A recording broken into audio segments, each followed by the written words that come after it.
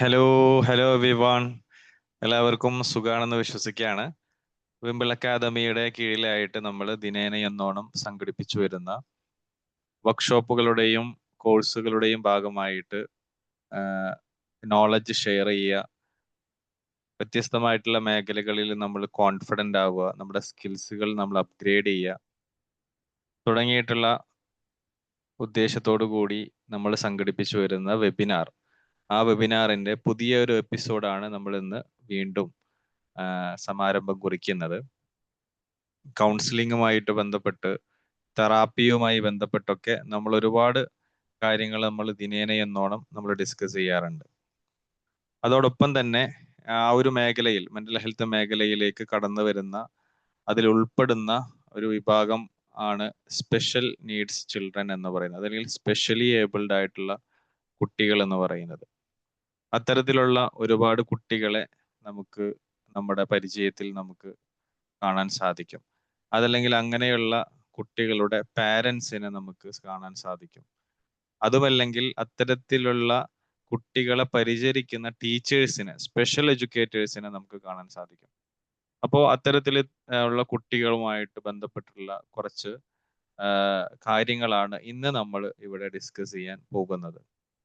നമുക്ക് ഈ special education മേഖലയിൽ തന്നെ ഒരുപാട് എക്സ്പീരിയൻസ് ഉള്ള നമ്മുടെ ഷഫീദ മാമാണ് ഇന്ന് നമ്മുടെ ക്ലാസ് നയിക്കുന്നത്. Role of alternative therapies in special needs children എന്നുള്ള ഒരു ടോപ്പിക്കിനെ അധികരിച്ചുകൊണ്ടാണ് ഇന്നത്തെ ഈ ഒരു ചർച്ച മുന്നോട്ട് പോകുന്നത്. ഷഫീദ മാം സ്പെഷ്യൽ എഡ്യൂക്കേറ്റർ ആണ്, RCI ലൈസൻസ് ഉള്ള ഒരു സ്പെഷ്യൽ എഡ്യൂക്കേറ്റർ ആണ്. വിംബിൾ അക്കാദമിയിൽ ഓട്ടിസം മാനേജ്മെന്റ് എന്ന് പറയുന്ന ഒരു കോഴ്സിന് ഫാക്കൽറ്റി ആയിട്ട് ഷഫീദ മാം വർക്ക് ചെയ്യുന്നു. അതേപോലെ തന്നെ ഒരു ബഡ്സ് സ്കൂളിൽ നിലവിൽ വർക്ക് ചെയ്തുകൊണ്ടിരിക്കുകയാണ്. അപ്പോൾ ഇത്തരത്തിൽ ഒരുപാട് ഈ ഒരു മേഖലയിൽ എക്സ്പീരിയൻസ് ഉള്ള മാം ഈ ഒരു വിഷയവുമായിട്ട് ബന്ധപ്പെട്ട് നമ്മളോട് സംസാരിക്കും. നിങ്ങൾക്ക് എന്തെങ്കിലും സംശയങ്ങളൊക്കെ ഉണ്ടെങ്കിൽ ചോദിക്കാം. അത് തീർത്തതിന് ശേഷമായിരിക്കണം ഇന്ന് ക്ലാസ് വൈൻഡ് അപ്പ് ചെയ്യേണ്ടത്. അപ്പോൾ എന്തായാലും എല്ലാ ലേണേഴ്സിനെയും ഈ ഒരു വെബിനാറിലേക്ക് വളരെ ഹൃദ്യമായി ഞാൻ സ്വാഗതം ചെയ്യുകയാണ്. അതോടൊപ്പം തന്നെ ഈ ഒരു സെഷൻ ലീഡ് ചെയ്യുന്ന ഷഫീദ മാമിനെ ഈ ഒരു സെഷൻ ലീഡ് ചെയ്യാൻ വേണ്ടിയിട്ട് വളരെ സ്നേഹത്തോടെ ഞാൻ ഇൻവൈറ്റ് ചെയ്യുന്നു. Thank you so much. Shafeeda ma'am please.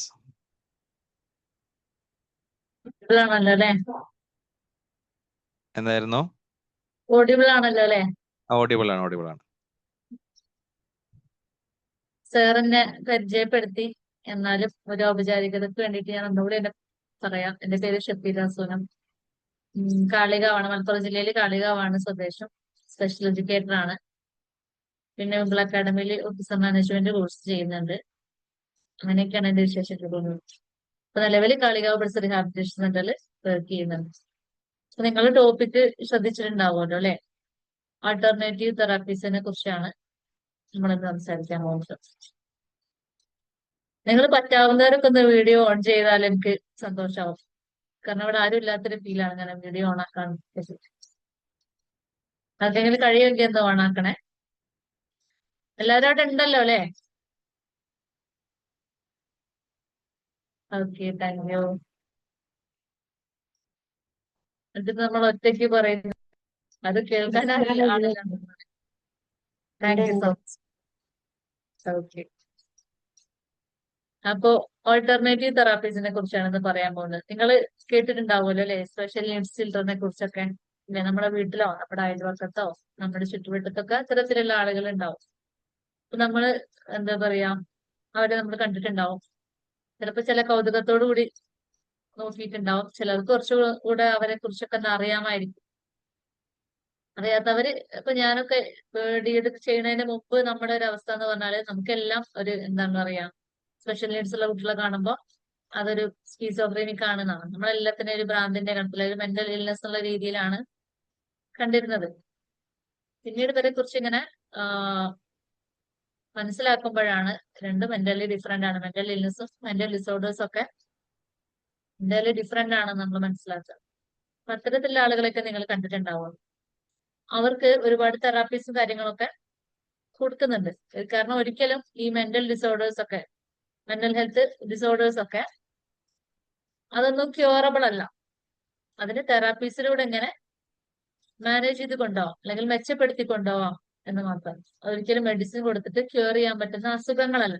Mental ഇൽനെസ്സിനാണ് medicine ഉള്ളൂ. അത് നമുക്ക് മരുന്ന് കൊടുത്തിട്ടൊക്കെ ട്രീറ്റ് ചെയ്യാൻ പറ്റും. പക്ഷെ ഡിസബിലിറ്റി, മെന്റൽ ഹെൽത്ത് ഡിസോർഡേഴ്സിനെ സംബന്ധിച്ചിടത്തോളം അതൊരു കോൺസ്റ്റന്റ് കണ്ടീഷനാണ്.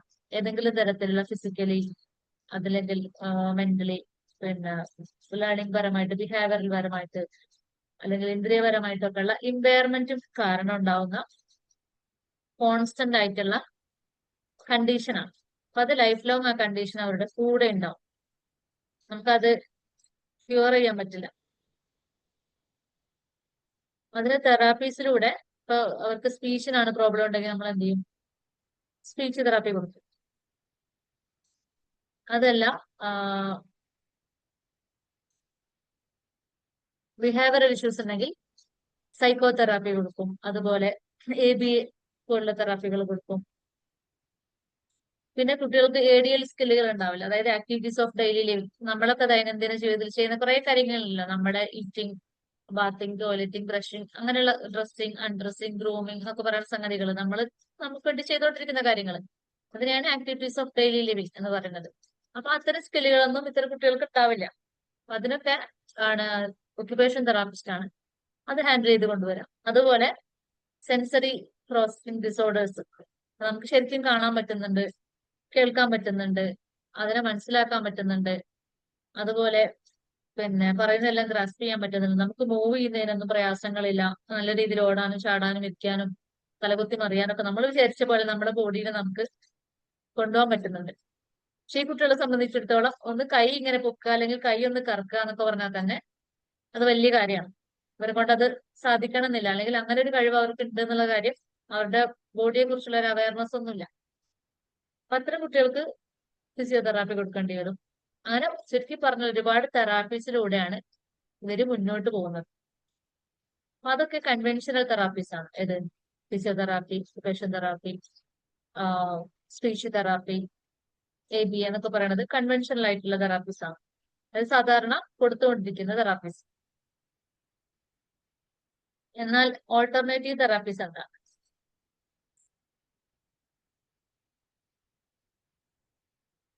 സ്ക്രീന് കാണുന്നുണ്ടോ? നമ്മുടെ ഓൾട്ടർനേറ്റീവ് തെറാപ്പീസിനെ കുറിച്ചാണ് എന്ന് പറയാൻ പോകുന്നത്. അപ്പൊ അതിനു മുമ്പ് പറയട്ടെ, നിങ്ങൾ ചിലപ്പോൾ സ്പെഷ്യൽ സ്കൂളുകളോ അതല്ലെങ്കിൽ അത്തരം പരിചരണ കേന്ദ്രങ്ങളോ ഒക്കെ നിങ്ങൾ കണ്ടിട്ടുണ്ടെങ്കിൽ, ചിലപ്പോൾ മിക്കവാറും തെറാപ്പി സെന്ററുകളൊക്കെ കണ്ടിട്ടുണ്ടെങ്കിൽ നിങ്ങൾ കണ്ടിരിക്കാൻ ഇടയുള്ള ഒരു കോമൺ ആയിട്ടുള്ള കുറച്ച് സംഗതികൾ ഞാൻ പറഞ്ഞു തരട്ടെ. ഒന്ന്, അവിടെ മുത്ത് കോർപ്പിക്കുന്നുണ്ടാവും. കുട്ടികളെ കൊണ്ട് ബീഡ്സ് ഇങ്ങനെ സ്ട്രിങ് ചെയ്യാൻ പറയുന്നുണ്ടാവും. അതുപോലെ ചിലപ്പോൾ എന്തെങ്കിലും പാട്ട് വെച്ചു കൊടുത്തിട്ടുണ്ടാവും, പാട്ട് പാടി കൊടുക്കുന്നുണ്ടാവും, അവരും പാട്ട് പാടുന്നുണ്ടാവും. അല്ലെങ്കിൽ ക്രേഡ് വെച്ച് കളർ ചെയ്യുന്നുണ്ടാവും, പ്ലേ മോഡലിംഗ് ചെയ്യുന്നുണ്ടാവും, യോഗ ചെയ്യുന്നുണ്ടാവും, എയറോബിക്. ഇതൊക്കെ സ്ഥിരമായിട്ട് സ്പെഷ്യൽ സ്കൂളുകൾ അല്ലെങ്കിൽ തെറാപ്പി സെന്ററുകളിലൊക്കെ കണ്ടിരിക്കാനിടയുള്ള കാര്യങ്ങളാണ്. അപ്പൊ പുറത്തുനിന്ന് നോക്കുന്ന ഒരാളെ സംബന്ധിച്ചിടത്തോളം, അതല്ലെങ്കിൽ ഈ ഫീൽഡുമായിട്ട് അത്ര അങ്ങോട്ട് ബന്ധമില്ലാത്ത ഒരാളെ സംബന്ധിച്ചിടത്തോളം എന്താണ് അവര് വിചാരിക്കുക, ഈ കുട്ടികൾക്ക് കുറച്ചു നേരം ഒരു ഹാപ്പിനെസ് കൊടുക്കാൻ വേണ്ടിയിട്ടുള്ള കുറെ ആക്ടിവിറ്റീസ് ആണ് ഇതെല്ലാം. അതിനപ്പുറത്തേക്ക് ഇതിനെന്തെങ്കിലും റോൾ ഉണ്ട് എന്നുള്ള കാര്യം അവർക്കറിയില്ല. അപ്പോ അതിലെന്തെങ്കിലും കാര്യങ്ങളുണ്ടോ, അല്ലെങ്കിൽ വെറുതെ ഹാപ്പിനെസ് കിട്ടിക്കോട്ടെ, ഏതായാലും ബുദ്ധിപരമായിട്ട് വെല്ലുവിളികളുള്ള കുട്ടികളാണ്, അപ്പൊ അവർ കുറച്ചു നേരം ഒരു ഹാപ്പി ആയിരുന്നോട്ടെ എന്ന് വിചാരിച്ചിട്ട് മാത്രം ചെയ്യുന്ന കാര്യങ്ങളാണ് എന്നൊക്കെയാണ് നമ്മൾ പറയാൻ പോകുന്നത്. ഞാൻ ഇങ്ങനെ പറയാൻ കാരണം എന്റെ അനുഭവത്തിൽ വന്നിട്ടുള്ളത് കൊണ്ടാണ്. അതായത് ഒരു കുട്ടീനെ ഇതേപോലെ എവിടെയോ ഒരു തെറാപ്പി സെന്ററിലാക്കിയപ്പോ ഒരു പാരന്റുമായിട്ടുള്ള ഡിസ്കഷനിൽ വന്നൊരു കാര്യമാണ്. അപ്പൊ ഞാൻ അവരോട് ചോദിച്ചു, അവിടെ എന്തൊക്കെയാ ചെയ്തിരുന്നതെന്ന് ചോദിച്ചു. അപ്പൊ എന്നോട് പറഞ്ഞു, അവിടെ കൊണ്ടുപോയിട്ട് കാര്യമില്ല, അവരിങ്ങനെ മുത്ത് കോർപ്പിക്കാന്നല്ലാതെ വേറെ ഒന്നുമില്ല. അപ്പോ ശരിക്കും പാരന്റ്സ് ഇതിന്റെ ഒരു അതിനെ കുറിച്ച് അത്ര അവെയർ അല്ലാത്തത് കൊണ്ടാണ് അങ്ങനെ ഒരു സംസാരം വന്നത്, അല്ലെ? മുത്ത് കോർപ്പിക്കുക എന്ന് പറഞ്ഞാല് വെറും ഒരു മുത്ത് കോർപ്പിക്കൽ മാത്രമായിട്ടാണ് അവർ കാണുന്നത്. അതിന്റെ പിന്നിൽ എന്തുകൊണ്ട് അങ്ങനെ ചെയ്യിക്കുന്നു എന്നുള്ള കാര്യമൊന്നും അവർക്കറിയില്ല. അപ്പൊ അത്തരം കുറച്ച് കാര്യങ്ങളൊക്കെയാണ് നമ്മൾ പറയാൻ പോകുന്നത്. അതായത് role of alternative therapy. Alternative therapies എന്ന് പറഞ്ഞാൽ അത് അവരുടെ എക്സ്പ്രസ് ചെയ്യാൻ, അവരുടെ ഉള്ളിലുള്ള കുറെ കാര്യങ്ങൾ എക്സ്പ്രസ് ചെയ്യാനുള്ള ഒരു വഴിയാണ്. അവരെ ഹീൽ ചെയ്യാനും ഗ്രോത്ത് ചെയ്യാനൊക്കെ ഉള്ള ഒരു മാർഗം, അവരുടെ ഒരു ഓവറോൾ ഡെവലപ്മെന്റ് ഉദ്ദേശിച്ചുകൊണ്ട് നമ്മൾ ചെയ്യുന്ന കുറെ കാര്യം.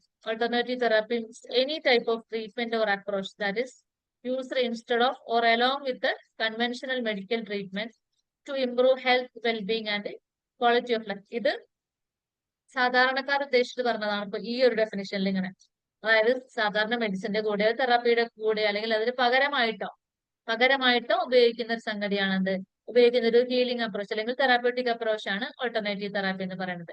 ഇനി അത് നമ്മുടെ സ്പെഷ്യൽ ചിൽഡ്രന്റെ കാര്യത്തിൽ വരുമ്പോൾ അവിടെ മറ്റു തെറാപ്പികൾ കൺവെൻഷണൽ തെറാപ്പികൾക്ക് പകരമായിട്ട് ചെയ്യുന്നതല്ല. കാരണം അതിന് പകരം വെക്കാൻ കഴിയില്ല. ഇവർക്ക് സ്പീച്ചിന് പ്രോബ്ലം ഉണ്ട്, സ്പീച്ച് തെറാപ്പി മസ്റ്റ് ആണ്. അതുപോലെ ADL സ്കില്ലിൽ പ്രശ്നങ്ങൾ ഉണ്ടെങ്കിൽ, സെൻസറി ഇഷ്യൂസ് ഉണ്ടെങ്കിൽ, ഇപ്പൊ സെൻസറി ഇഷ്യൂസ് ഞാൻ പറഞ്ഞാലേ, നമ്മൾ കാണുന്ന പോലെ അല്ല അവർ കാണാം. നമ്മൾ കാണുന്ന അതേ അളവിലല്ല പ്രകാശം അവർക്ക് അനുഭവപ്പെടുക. നമുക്ക് നോർമലായിട്ട് കാണാൻ പറ്റുന്നത് അവർ ചിലപ്പോൾ കണ്ണ് പൊത്തിക്കളയും. കാരണം ഓവറായിട്ട് ലൈറ്റ് കിട്ടുന്ന പോലെ ഒരു ഫീലാണ് അവർ.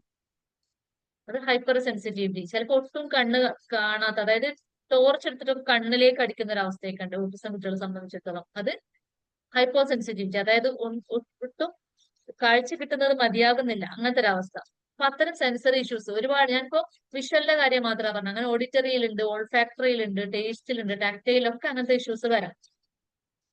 അപ്പൊ അവരെ സംബന്ധിച്ചിടത്തോളം അവർക്ക് കൺവെൻഷണൽ തെറാപ്പീസ്, അതായത് occupational therapy, speech therapy, physiotherapy, ഇതെല്ലാം മസ്റ്റ് ആണ്.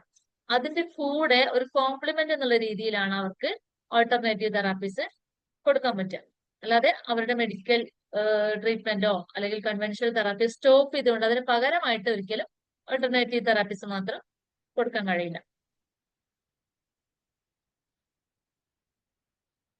ഇനി ഡിഫറെന്റ്ലി ഏബിൾഡ് ആയിട്ടുള്ള ആളുകളെ കുറിച്ച് ജസ്റ്റ് ഒരു ഇൻട്രോ പറഞ്ഞു നേരത്തെ അല്ലെ. അതിനകത്ത് വരുന്ന ആളുകൾ ആരാ? ഓട്ടിസം സ്പെക്ട്രം ഡിസോർഡർ ഉള്ള കുട്ടികൾ, ഡിസ്ലെക്സിയ അല്ലെ, പഠന വൈകല്യം പോലുള്ള അവസ്ഥകളുള്ളത്, attention deficit hyperactivity disorder ഉള്ളവര്, ഹിയറിംഗ് സ്പീച്ച് ഇമ്പയർമെന്റ് ഉള്ളവര്, ഫിസിക്കൽ ഡിസബിലിറ്റീസ് അതായത് മോട്ടോർ ഡിസബിലിറ്റീസ് എന്തെങ്കിലും ഉള്ളവര്, അതുപോലെ സെറിബ്രൽ പാൾസി, ഇങ്ങനെയുള്ള സംഗതികളൊക്കെയാണ് എന്ത് സ്പെഷ്യൽ നീഡ്സ് ചിൽഡ്രൻ എന്ന് നമ്മൾ പൊതുവിൽ വിളിക്കുന്നത്. ഇവർ കണ്ടോ, therapist can help them express, communicate and grow. ഇവർക്ക് കമ്മ്യൂണിക്കേഷൻസ് ഒരുപാട് ഇഷ്യൂസ് ഉണ്ടാവും.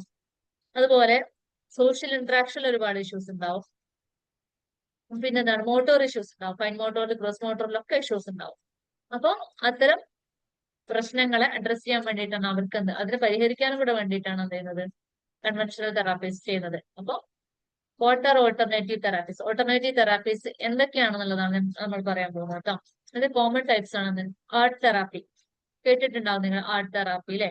അതുപോലെ music therapy, dance and movement therapy, play therapy, yoga and meditation therapy. ഇത്രയാണ് സാധാരണഗതിയിൽ. ഇതിന്റെ വേറെ ഉണ്ട്, പക്ഷെ കോമൺ ആയിട്ട് കൊടുക്കുന്ന കുറച്ച് ഓൾട്ടർനേറ്റീവ് തെറാപ്പീസിനെ കുറിച്ചാണ് നമ്മളിപ്പോ പറഞ്ഞത്. ഞാൻ പിന്നീട് എക്സ്പ്ലെയിൻ ചെയ്യുന്നതായിരിക്കും. അതുകൊണ്ടാണ് ഇവിടെ ഒന്നും കൂടുതലൊന്നും പറയാത്തത് കേട്ടോ. അപ്പൊ നമ്മള് ഫസ്റ്റ് ആർട്ട് തെറാപ്പിയെ കുറിച്ച് പറയാം. അതായത് ആർട്ട് തെറാപ്പിയുടെ കുറച്ച് ബെനിഫിറ്റ്സ് ആണ് ഇവിടെ പറയുന്നത്. കോഗ്നിറ്റീവ് സ്കില്ലുകൾ ഇംപ്രൂവ് ചെയ്യാൻ ഹെൽപ്പ് ചെയ്യും. കോഗ്നിറ്റീവ് കൺസെപ്റ്റുകൾ പഠിപ്പിക്കാൻ, മെമ്മറി ഇംപ്രൂവ് ചെയ്യാൻ, അറ്റൻഷൻ കൂട്ടാൻ വേണ്ടിയിട്ടൊക്കെ ആർട്ട് തെറാപ്പി നമ്മൾ യൂസ് ചെയ്യും. അപ്പൊ ആർട്ട് തെറാപ്പി എന്ന് പറയുന്നതിനകത്ത് എന്താ വരിക? വരയ്ക്കുന്ന സംഗതികൾ അല്ലെ, കളർ ചെയ്യുന്ന സംഗതികൾ, എന്തെങ്കിലും ഒട്ടിക്കുന്നത്, കൊളാഷ് മേക്കിങ്, ക്ലേ മോഡലിംഗ് ചെയ്യുക, ഇങ്ങനെ ആർട്ട് റിലേറ്റഡ് ആയിട്ടുള്ള കുറെ ആക്ടിവിറ്റീസ് ആണ് ആർട്ട് തെറാപ്പി കൊണ്ട് ഉദ്ദേശിക്കുന്നത്. അതിലൂടെ കുട്ടികളുടെ ഓവറോൾ ഡെവലപ്മെന്റ് കൊണ്ടുവരാം, അത് ഇമ്പ്രൂവ് ചെയ്യുക, ഉള്ള സ്കില്ലുകളെ ഇമ്പ്രൂവ് ചെയ്യുക, അല്ലാത്ത സ്കില്ലുകൾ ഉണ്ടാക്കിയെടുക്കാൻ പറ്റുമോ എന്നുള്ളത് ശ്രമിക്കുക. അതാണ് ഉദ്ദേശിക്കുന്നത്. അത് ആർട്ടിലൂടെ സാധ്യമാകുമോ എന്നുള്ളതാണ് നോക്കുന്നത്. അപ്പൊ അതിന്റെ ബെനിഫിറ്റ്സ് എന്ന് പറയുന്നത് കോഗ്നിറ്റീവ് സ്കില്ലുകളെ ഇമ്പ്രൂവ് ചെയ്യും. അതായത് കൺസെപ്റ്റുകൾ പഠിപ്പിക്കാൻ വേണമെങ്കിൽ നമുക്ക് ഉപയോഗിക്കാം. എന്താണ്, ഷേപ്പുകൾ പഠിപ്പിക്കാം, കളേഴ്സിനെ പഠിപ്പിക്കാം ഇല്ലേ, എന്തെങ്കിലും ലോങ് ആൻഡ് ഷോർട്ട് അങ്ങനെയുള്ള കൺസെപ്റ്റുകൾ പഠിപ്പിക്കാം. അങ്ങനെ എന്ത് കൺസെപ്റ്റ് നമ്മുടെ ഐഡിയക്ക് അനുസരിച്ച് ആർട്ട് ഉപയോഗിച്ച് ആർട്ടിലൂടെ എന്ത് ചെയ്യാം, പഠിപ്പിക്കാം. മെമ്മറി കൂട്ടാന് ആർട്ട് തെറാപ്പി ഹെൽപ്പ് ചെയ്യും. അതുപോലെ അറ്റൻഷൻ, ഇപ്പൊ നമ്മൾ എന്ത് കാര്യം ചെയ്യുമ്പോഴായാലും അതിനകത്തോട്ട് നമ്മൾ നോക്കണ്ടേ, എന്നാലല്ല കാര്യം ചെയ്യാൻ പറ്റുള്ളൂ. അപ്പൊ അവര് ഭയങ്കര കളർഫുൾ ആയിട്ടുള്ള സംഗതികൾ കാണുമ്പോൾ, അല്ലെങ്കിൽ അവർക്ക് പിടിക്കുമ്പോൾ നല്ല സുഖമുള്ള സംഗതികൾ കാണുമ്പോൾ ഒക്കെ എന്താണ്, അവരൊന്നും കൂടെ അതിലെ എൻഗേജ്ഡ് ആവും. അപ്പൊ എന്താണ്, അതിനകത്തോട്ട് അറ്റൻഷൻ വരും. അപ്പൊ അറ്റൻഷൻ കൂട്ടാൻ വേണ്ടി, അതുപോലെ ഇമോഷണൽ സ്കില്ലുകൾ ഡെവലപ്പ് ചെയ്യാൻ വേണ്ടി, self expression, stress relief, confidence, ഇങ്ങനെ കുറെ സംഗതികൾ ഇത് ഇതിലൂടെ ഇമ്പ്രൂവ് ചെയ്യും. പിന്നെ സോഷ്യൽ സ്കില്ല്, കോപ്പറേഷൻ, കമ്മ്യൂണിക്കേഷൻ, അതുപോലെ മോട്ടോർ സ്കില്ലുകൾ, ഫൈൻ മോട്ടോർ, ഗ്രോസ് മോട്ടോർ സ്കില്ലുകൾ പിന്നെ ഇമ്പ്രൂവ് ചെയ്യും. ഇത് ആക്ടിവിറ്റീസിലൂടെ പറയട്ടെ, അതുകൊണ്ടാണ് കൂടുതൽ വിശദീകരിക്കാത്തത്. പിന്നെ ബിഹേവിയർ മാനേജ്മെന്റിന് ഒരു റൊട്ടീൻ ഡെവലപ്പ് ചെയ്ത് കൊണ്ടുവരാൻ വേണ്ടിയിട്ട്, സെൽഫ് കൺട്രോളിന് വേണ്ടിയിട്ട്, മോട്ടിവേഷൻ കിട്ടാൻ വേണ്ടിയിട്ട് ആർട്ട് തെറാപ്പി ഇങ്ങനെയൊക്കെ ഉപയോഗിക്കും. ഇനി അത് കൂടുതൽ ഉണ്ടാവും. അപ്പൊ ഇവർക്ക് കൊടുക്കാൻ പറ്റുന്ന ആക്ടിവിറ്റീസ്, ഒന്ന് കളറിങ് ഫീലിങ്സ്. ഈ കുട്ടികൾക്ക് എന്താ പലപ്പോഴും ഇവരുടെ ഫീലിംഗ് ചെയ്യാൻ പറ്റില്ല, പ്രത്യേകിച്ച് സ്പീച്ചിന് പ്രോബ്ലം ഉള്ള കുട്ടികൾക്കൊന്നും എക്സ്പ്രസ് ചെയ്യാൻ പറ്റില്ല. അപ്പൊ നമ്മൾ അതിന് ആർട്ട് തെറാപ്പിയിലൂടെ ഒരു വഴി കണ്ടെത്താന്ന് പറഞ്ഞാൽ എങ്ങനെയാന്ന് വെച്ചാൽ, നമ്മൾ ഇവർക്ക് ജസ്റ്റ് ഒരു പേപ്പർ കൊടുക്കുന്നു, എന്നിട്ട് ക്രയോണോ അല്ലെങ്കിൽ കളറോ പെൻ എന്തെങ്കിലും കൊടുക്കും. എന്നിട്ട് എന്ത് ചെയ്യുന്നു, അതിനകത്തൊരു റൗണ്ടോ അല്ലെങ്കിൽ നമ്മളൊരു ഫേസ് വരച്ചു കൊടുക്കുന്നു. അതല്ല വരയ്ക്കാൻ കഴിയുന്ന കുട്ടികളാണെങ്കിൽ അവരോട് നമ്മൾ വരയ്ക്കാൻ ആവശ്യപ്പെടുന്നു. എന്നിട്ട് നമ്മൾ പറയണം, നമ്മളവിടെ മാർക്ക് ചെയ്ത് കൊടുക്കുകയോ അല്ലെങ്കിൽ പറഞ്ഞു കൊടുക്കുകയോ ചെയ്യാം. യെല്ലോ കളറാണ് കൊടുക്കുന്നതെങ്കിൽ ഹാപ്പി ആണെന്ന് എന്ത്, അതല്ല ബ്ലൂ ആണ് കൊടുക്കുന്നത് നിങ്ങൾ വളരെ കാം ആണ്, റെഡ് ആണെങ്കിൽ കുറച്ചുകൂടി എക്സൈറ്റഡ് ആണ് എന്നുള്ള രീതിയിൽ രണ്ടും. എന്നിട്ട് അവരോട് പറയാ ഏതാണ് നിങ്ങൾക്ക് ഇപ്പൊ ഫീൽ ചെയ്യുന്നത്, ആ കളറ് ആ റൗണ്ടിനകത്ത് അല്ലെങ്കിൽ ആ ഫേസ് വരച്ചതിനകത്ത് കൊടുക്കണം എന്ന് പറയാം. അപ്പൊ സ്വാഭാവികമായിട്ട് എന്താ, അവരുടെ ഉള്ളിൽ എന്താണെന്നുള്ള അവരുടെ ഇമോഷനാണ് അവരതിലൂടെ എക്സ്പ്രസ് ചെയ്യുന്നത്, അല്ലെ? മാത്രല്ല എങ്ങനെയാ കളർ ചെയ്യുക, ഇങ്ങനെ പിടിച്ചിട്ടാണ് കളർ ചെയ്യുക, അല്ലെ? അപ്പൊ ഇത് നമ്മളെ സംബന്ധിച്ചിടത്തോളം വളരെ നിസ്സാരമായിട്ടുള്ള കാര്യം. പെണ്ണ് പിടിക്കാൻ അറിയാത്തവരോ പെണ്ണൊക്കെ പിടിക്കുന്നത് കാര്യമാണെന്നൊക്കെ നമ്മൾ വിചാരിക്കും. പെണ്ണ് പിടിക്കാൻ കഴിയാത്തവരാണ് ഈ കുട്ടികള്. കാരണം ഇങ്ങനെ പിടിക്കാന്നെങ്കിൽ ട്രൈപോഡ് വേണം, അതായത് പ്രിഹെൻഷൻ റെഡി ആയിരിക്കണം നമ്മുടെ കൈന്റെ fine motor skill. Fine motor എന്ന് പറഞ്ഞാൽ അറിയില്ലേ, നമ്മുടെ വിരലുകളുടെ പ്രവർത്തനം, അതിനാണ് ഫൈൻ മോട്ടോർ സ്കിൽ ഉദ്ദേശിക്കുന്നത്. അപ്പൊ ഫൈൻ മോട്ടോർ സ്കിൽ തന്നെ പലതരത്തിലുണ്ട്.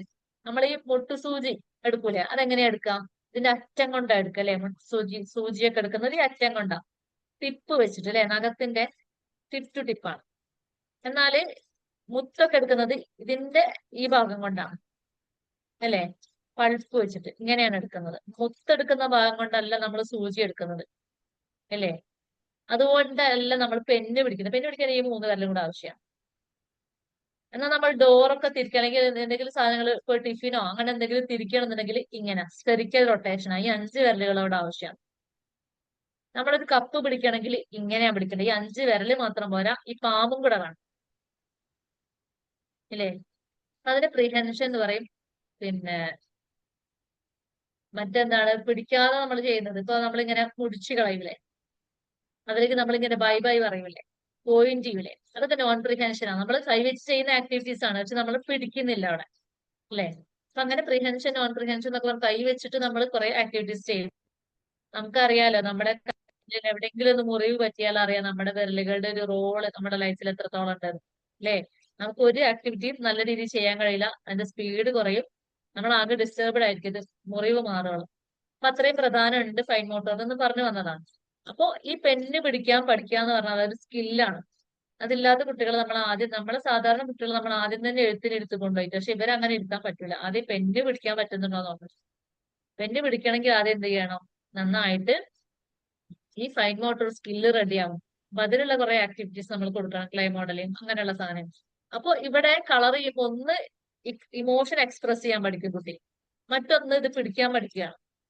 ട്രൈപോഡ് റെഡി ആവണം, ഫൈൻ മോട്ടോർ സ്കില്ല് റെഡി ആവാണ്, അല്ലെ? പെന്ന് കറക്റ്റ് പിടിക്കാൻ പഠിക്കാം. അപ്പൊ അങ്ങനെയും എന്താ പറയാ, ആർട്ടിലൂടെ അത് രണ്ടെണ്ണം റെഡി ആവുകയാണ്. അല്ലാതെ ഞാൻ നിന്നെ പെന്ന് പിടിക്കാൻ പഠിപ്പിക്കുന്നു, നീ പെന്ന് പിടിക്കൂ, ഇങ്ങനെ പിടിക്കൂ എന്ന് പറഞ്ഞിട്ട് നമ്മള് കുട്ടീനെ അപ്പുറത്ത് ചെയ്തിട്ട് പെന്ന് പിടിക്കാൻ പഠിപ്പിച്ചാൽ കുട്ടി അത് പഠിക്കൂല. അത് കുട്ടി അറിയാത്ത രീതിയിൽ ഒരു കളിയിലൂടെ എൻജോയബിൾ ആക്കി മാറ്റിയിട്ട് വേണം നമ്മൾ ചെയ്യിക്കാൻ. അപ്പൊ ഇത് ടെക്നിക്ക് ഇമോഷൻ എക്സ്പ്രസ് ചെയ്യാന്ന് പറഞ്ഞാൽ സംസാരിക്കാൻ കഴിയാത്ത കുട്ടികളെ സംബന്ധിച്ചിടത്തോളം വളരെ ഗുഡാണ്. ഈ ക്ലേ മോഡലിംഗ് ഇപ്പൊ ഞാൻ ഈ പറഞ്ഞതുപോലെ തന്നെ ആദ്യം പെന്ന് കൊടുക്കുന്നതിന് മുമ്പ് നമ്മൾ ക്ലേ ആണ് കൊടുക്കുന്നത്. ക്ലേ കുടിച്ച് നന്നായിട്ട് ഉരുട്ടിയിട്ടും പരത്തിയിട്ടും ഒക്കെ അവർ കളിക്കട്ടെ, അപ്പോഴാണ് ഈ ഫൈൻ മോട്ടോറിന്റെ സ്കില്ല് റെഡി ആവാം. ഇതെന്താന്ന് വെച്ചാല് ഇങ്ങനെയുള്ള കുട്ടികളെ കാണാത്തവർക്ക് വേണ്ടിയിട്ട് പറയാണ്. ഇപ്പൊ നമ്മുടെ കൈ ഓക്കെയാണ്, നമുക്ക് എല്ലാം ചെയ്യാൻ പറ്റുന്നുണ്ട് ഇതുകൊണ്ട്, കാരണം നമ്മൾ നമ്മുടെ കൈ വർക്ക് ചെയ്തുകൊണ്ടിരിക്കുന്നതുകൊണ്ടാണ്. പക്ഷെ ഈ കുട്ടികള് അത് 10-30 വയസ്സായിട്ട് വരെ ഒന്നും ചെയ്യാതെ ഇരിക്കുന്നവരുണ്ട്. അതായത് വീട്ടുകാരെ വിചാരം ഇവർക്കെല്ലാം നമ്മൾ ചെയ്തു കൊടുക്കണം എന്നാണ്. വീട്ടില് ഗ്രാൻഡ് പാരന്റ്സ് വിചാരിക്കുന്നത് ഇങ്ങനെയുള്ള കുട്ടിയല്ലേ, സുഖമില്ലാത്ത കുട്ടിയല്ലേ, നമ്മളെല്ലാം ചെയ്തു കൊടുക്കണം, അങ്ങനെയാണ് അവർ സ്നേഹിക്കേണ്ടതെന്നാണ് ഗ്രാൻഡ് പാരന്റ്സ് ധരിച്ചു വെച്ചിരിക്കുന്നത്. അത് തന്നെയാണ് പാരന്റ്സും ധരിച്ചു വെച്ചത്. ഇനി പാരന്റ്സ് ഇതിനെ കുറിച്ച് അവെയർ ആണെങ്കിൽ പോലും എന്താണ് ഗ്രാൻഡ് പാരന്റ്സ് പറയും വയ്യാത്ത കുട്ടിയാണ്, അതിന് ചോറ് വാരി കൊടുക്കുക, അതിന് ഷർട്ട് ഇടിച്ചു കൊടുക്കുക, ഇങ്ങനെ അങ്ങ് പറയും. എന്നാൽ ഈ കുട്ടി ഒരു 10-30 വയസ്സായാലും അത് മരിക്കുന്നത് വരെ ഈ കുട്ടി ഒന്നും ചെയ്യൂല, ഒരു പുറത്തുനിന്ന് ഒരാൾ ഇടപെടുന്നത് വരെ. കാരണം അങ്ങനെയുള്ള ഒരാളെ നല്ല ഒരുപാട് പേര് നമ്മുടെ സ്കൂളിലൊക്കെ നമ്മൾ കണ്ടുകൊണ്ടിരിക്കുന്നതാ. 30 വയസ്സായിട്ടുള്ള ഒരാൾ കൈ ഇങ്ങനെയാണത്, കൈയ്യിൽ ഒരു പ്രശ്നം ഉണ്ടായിട്ടില്ല, കൈ ഉപയോഗിക്കാണ്ട് ഇങ്ങനെ ആയി. ഇങ്ങനെ വെച്ചാൽ ഇങ്ങനെ പുറത്തേക്ക് ഇങ്ങനെ തള്ളി നിൽക്കൂലെ, അപ്പൊ നമ്മൾ ഇങ്ങനെയൊന്നും പിടിക്കാൻ വന്നാൽ പിടിക്കാൻ ഭയങ്കര പാടാ. 30 വയസ്സ് 33 വയസ്സായിട്ടാണ് സ്കൂളിലോട്ട് ആദ്യമായിട്ട് എത്തുന്നത്. അപ്പോ ടിഫിന് തുറക്കാൻ അറിയുന്നില്ല, വാട്ടർ ബോട്ടിൽ തുറക്കാൻ അറിയുന്നില്ല, ബാഗിന്റെ സിബ് തുറക്കാൻ അറിയുന്നില്ല, സ്വന്തം ഷർട്ടിന്റെ ബട്ടൺ ഇടാൻ അറിയുന്നില്ല, അൺബട്ടൺ ചെയ്യാൻ അറിയുന്നില്ല. ഇതൊക്കെ എന്തുകൊണ്ടാണ്? ഫൈൻ മോട്ടോർ സ്കിൽ ഇല്ലാത്തത് കൊണ്ടാണ്. എന്തുകൊണ്ട് ഇല്ലാതായി എന്ന് ചോദിച്ചാൽ ആ കുട്ടിക്ക് കയ്യിന് യാതൊരു പ്രശ്നമല്ല, ഇന്റലക്ച്വൽ ഡിസബിലിറ്റി മാത്രമാണ്, അല്ലാതെ സെറിബ്രൽ പൾസി അങ്ങനെ ഒന്നുമില്ല, കയ്യിന് യാതൊരു പ്രശ്നമല്ല. പക്ഷെ ഇത് ഉപയോഗിക്കാതിരുന്നോണ്ട് ചോറുമ്മ വാരി കൊടുക്കും. ഇപ്പോഴും 30 വയസ്സായിട്ട് നടക്കാനോ ഇരിക്കാനോ ഒന്നിനും ഒരു പ്രയാസമല്ല, ഇന്റലക്ച്വൽ ഡിസബിലിറ്റി ഉണ്ട് എന്ന് മാത്രമേ ഉള്ളൂ. അത് ഭയങ്കരമായിട്ടുള്ള സിവിയർ കണ്ടീഷൻ ഒന്നുമല്ല, ഒരു മോഡറേറ്റ് ലെവലിലാണ്. കുട്ടിക്ക് തന്നെ തനി എല്ലാ കാര്യങ്ങളും ചെയ്യാൻ അറിയാം. പക്ഷെ എല്ലാം വീട്ടിൽ നിന്ന് ചെയ്തു കൊടുത്ത് ശീലമായതുകൊണ്ട് കൈ ഇങ്ങനായി. പിന്നെ ഞങ്ങൾ പണിപ്പെട്ടിട്ടാണ്, ഭയങ്കര മസിലൊക്കെ ഭയങ്കര ടൈറ്റ് ആയിരുന്നു, കാരണം അത് ഉപയോഗിക്കാണ്ടായി. ഇയാൾക്ക് ബോഡിനെ കുറിച്ച് ഒരു അവയർനെസ് ഇല്ലാതായി. ഇപ്പൊ ഫൈൻ മോട്ടോർ എന്ന് പറഞ്ഞാൽ അത്രയും പ്രധാനപ്പെട്ട ഒരു കാര്യമാണ്. ഇവിടെ നമ്മൾ അതുകൊണ്ടാണ് ഇത്ര കുട്ടികൾക്ക് ആദ്യം ക്ലേ കൊടുക്കുന്നത്. ക്ലേ ഇങ്ങനെ ഉരുത്തി പരത്തി അതുകൊണ്ട് ഭയങ്കര ഷേപ്പും കാര്യങ്ങളൊക്കെ ഉണ്ടാക്കണം. അവർക്ക് ഇഷ്ടമുള്ള ഷേപ്പ് ഉണ്ടാക്കട്ടെ. അവിടെ എന്താണ്, ഒന്ന് ഫൈൻ മോട്ടോർ റെഡിയാവും, മറ്റൊന്ന് എന്താണ് ഇഷ്ടമുള്ള ഷേപ്പ് എന്ന് പറയുമ്പോൾ ഒന്നുകൂടി അവർ എൻഗേജ്ഡ് ആവും ഈ ആക്ടിവിറ്റിയിലോട്ട്. മാത്രല്ല അവർക്ക് ചോയ്സസ് ഉണ്ടാവാണ് അല്ലെ, അവർക്കൊരു ഇഷ്ടം ഉണ്ടാവാണ്, നമ്മൾ അവരെ റെസ്പെക്ട് ചെയ്യാണ്. അപ്പോഴാണ് കുട്ടി തിരിച്ചറിഞ്ഞത് ഓക്കെ എനിക്ക് ഇഷ്ടമുണ്ട്, അപ്പൊ എന്റെ ഇഷ്ടത്തിന് കാര്യങ്ങൾ ചെയ്യാം എന്നുള്ളൊരു തിരിച്ചറിവും കൂടി കുട്ടി അവിടെ ഉണ്ടായെടുക്കാണ്. ഇനി മൂന്നാമത്തെ ആക്ടിവിറ്റി, അപ്പൊ ഒന്ന് നമ്മൾ പറഞ്ഞത് ഇങ്ങനെ വരച്ചിട്ട് എന്താണ് ഇമോഷൻ എക്സ്പ്രസ് ചെയ്യാൻ പഠിപ്പിക്കുക കളർ ഉപയോഗിച്ചിട്ട്, മറ്റൊന്ന് ക്ലേ മോഡലിംഗ് ചെയ്യാൻ പഠിപ്പിക്കുക.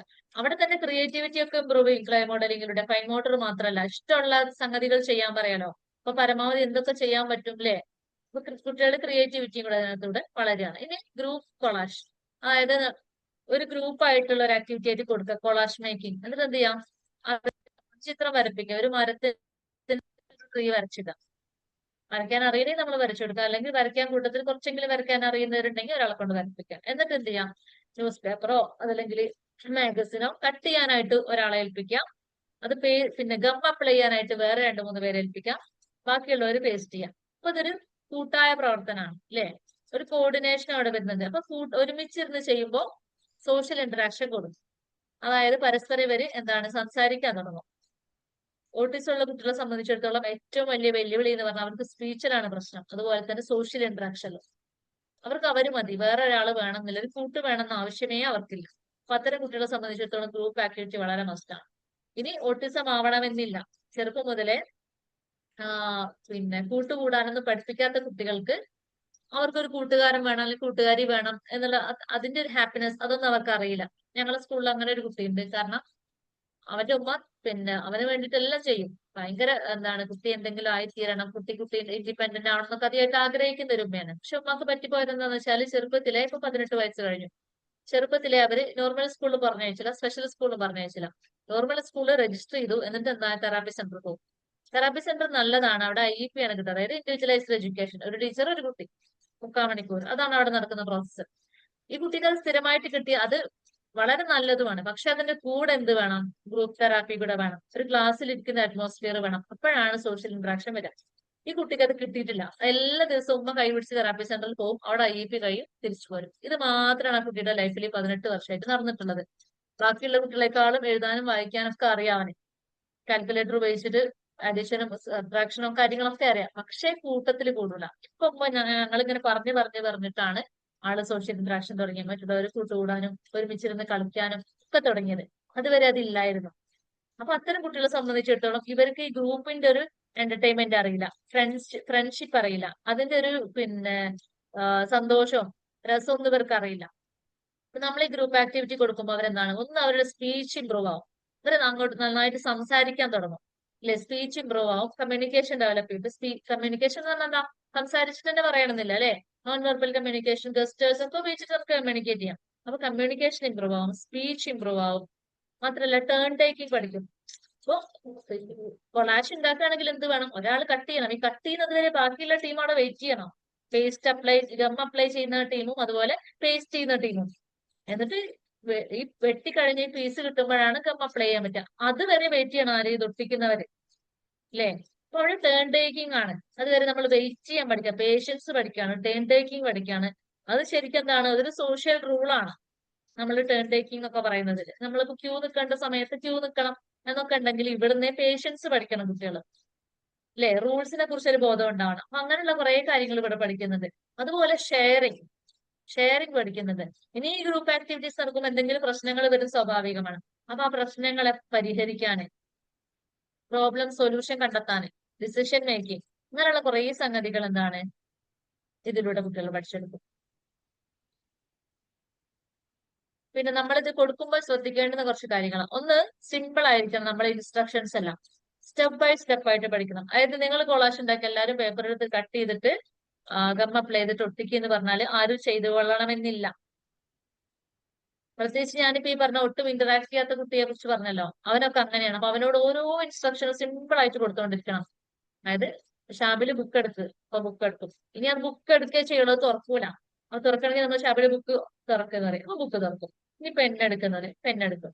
ഇനി എഴുതുന്ന് പറയും, അപ്പോഴേ എഴുതുള്ളൂ. അല്ലാതെ ഷാബില് ബുക്ക് എടുത്ത് എഴുതുന്ന പറഞ്ഞാൽ ഈ ഇരുത്ത് അവിടെ ഇങ്ങനെ ഇരിക്കും. അപ്പൊ നമ്മുടെ ഇൻസ്ട്രക്ഷൻ അത്രയും സിമ്പിൾ ആയിരിക്കണം. നമ്മൾ ഓരോ നമ്മൾ ഈ കൊളാഷ് ഉണ്ടാക്കുമ്പോൾ ആദ്യം നമ്മൾ എന്ത് പറയണം, നിങ്ങൾ എല്ലാവരും കൂടെ വന്ന് റൗണ്ട് ആയിട്ട് ഇരിക്കും എന്ന് പറയണം. അപ്പൊ അവരങ്ങനെ ഇരിക്കും. എന്നിട്ട് നമുക്ക് ന്യൂസ് പേപ്പർ വേണം, അത് കൊടുന്ന് വെക്കുക, ന്യൂസ് പേപ്പർ കൊടുന്ന് വെച്ചു. ഇനി സിസേഴ്സ് വേണം, അപ്പൊ സിസേഴ്സ് കൊടുന്ന് വെച്ചു. ഗമ്മ് വേണം എന്ന് പറയാം, ഗമ്മ് കൊടുന്ന് വെച്ചു. ഇനി ഒരു ചാർട്ട് പേപ്പർ വേണം എന്ന് പറയാം, അപ്പൊ അങ്ങനെ. എന്നിട്ട് എന്ത് ചെയ്യാം, ഒരു ടീമിനെ കട്ട് ചെയ്യാൻ ഏൽപ്പിക്കാം, നിങ്ങളിത് കട്ട് ചെയ്യാന്ന് പറയും. അവർ കട്ട് ചെയ്തുകൊണ്ടിരിക്കും. ബാക്കിയുള്ളവർ വരെ കട്ട് ചെയ്യുന്നത് വരെ വെയിറ്റ് ചെയ്യണം. കട്ട് ചെയ്ത പീസിൽ നിങ്ങൾ എന്ത് ചെയ്യാം, ഗം അപ്ലൈ ചെയ്യണം. അപ്പൊ അവരത് ചെയ്യും. ഗം അപ്ലൈ ചെയ്ത പീസിൽ ഇതിൽ എന്ത് ചെയ്യാം, നിങ്ങൾ ഇത് പേസ്റ്റ് ചെയ്യണം. അങ്ങനെ ഓരോ ഇൻസ്ട്രക്ഷനും സിമ്പിൾ ആയിട്ട് സ്റ്റെപ്പ് ബൈ സ്റ്റെപ്പ് ആയിട്ട് ഇങ്ങനെ പറഞ്ഞു കൊടുത്തിട്ട് വേണം നമ്മൾ ചെയ്യിക്കാൻ. കാരണം നമ്മൾ സാധാരണ കുട്ടികളെ എല്ലാം നമ്മൾ ട്രീറ്റ് ചെയ്യുന്നത് ആരെയാ, സ്പെഷ്യൽ നീഡ്സ് ഉള്ള ചിൽഡ്രനെയാണ്. അപ്പൊ അവർക്ക് ഇൻസ്ട്രക്ഷൻസ് ഫോളോ ചെയ്യാന്നൊക്കെ പറഞ്ഞാല് കുറച്ച് പ്രയാസമാണ്, മൾട്ടി സ്റ്റെപ്സ് ഒക്കെ ഉണ്ടെങ്കിൽ. ഇനി focus on process not product. അതെ, നമ്മൾ അവരുടെ ചെയ്യുന്നതിന്റെ പെർഫെക്ഷൻ നമ്മൾ നോക്കണ്ട. അത് നന്നായിട്ടുണ്ടോ ഇല്ലയോ, വെട്ടിയത് ശരിയായോ, ഒട്ടിച്ചപ്പോ പശ അങ്ങോട്ട് ഒലിച്ചു പോയോ, ആ മരത്തിന്റെ ഉള്ളിൽ മാത്രം ഒട്ടിച്ചോ ഇല്ല, ഇതൊന്നും നമ്മൾ നോക്കേണ്ട ആവശ്യമില്ല. അവരത് ചെയ്യുന്നുണ്ടോ നോക്കിയാൽ മതി. നമ്മൾ ആ പ്രോസസ്സിനെ മാത്രം ഫോക്കസ് ചെയ്താൽ മതി. അതുപോലെ പ്രൊവൈഡ് ചോയ്സസ്, അവർക്ക് തന്നെ കളർ സെലക്ട് ചെയ്യാന്, അവരുടെ ഇഷ്ടമുള്ള ഷേപ്പിൽ വെട്ടാന്, ഇഷ്ടമുള്ള മെറ്റീരിയൽ സെലക്ട് ചെയ്യാനൊക്കെ അവർക്ക് അവസരങ്ങൾ കൊടുക്കുക. അപ്പൊ അവരുടെ ഒരു കോൺഫിഡൻസ് ലെവൽ വർദ്ധിക്കും.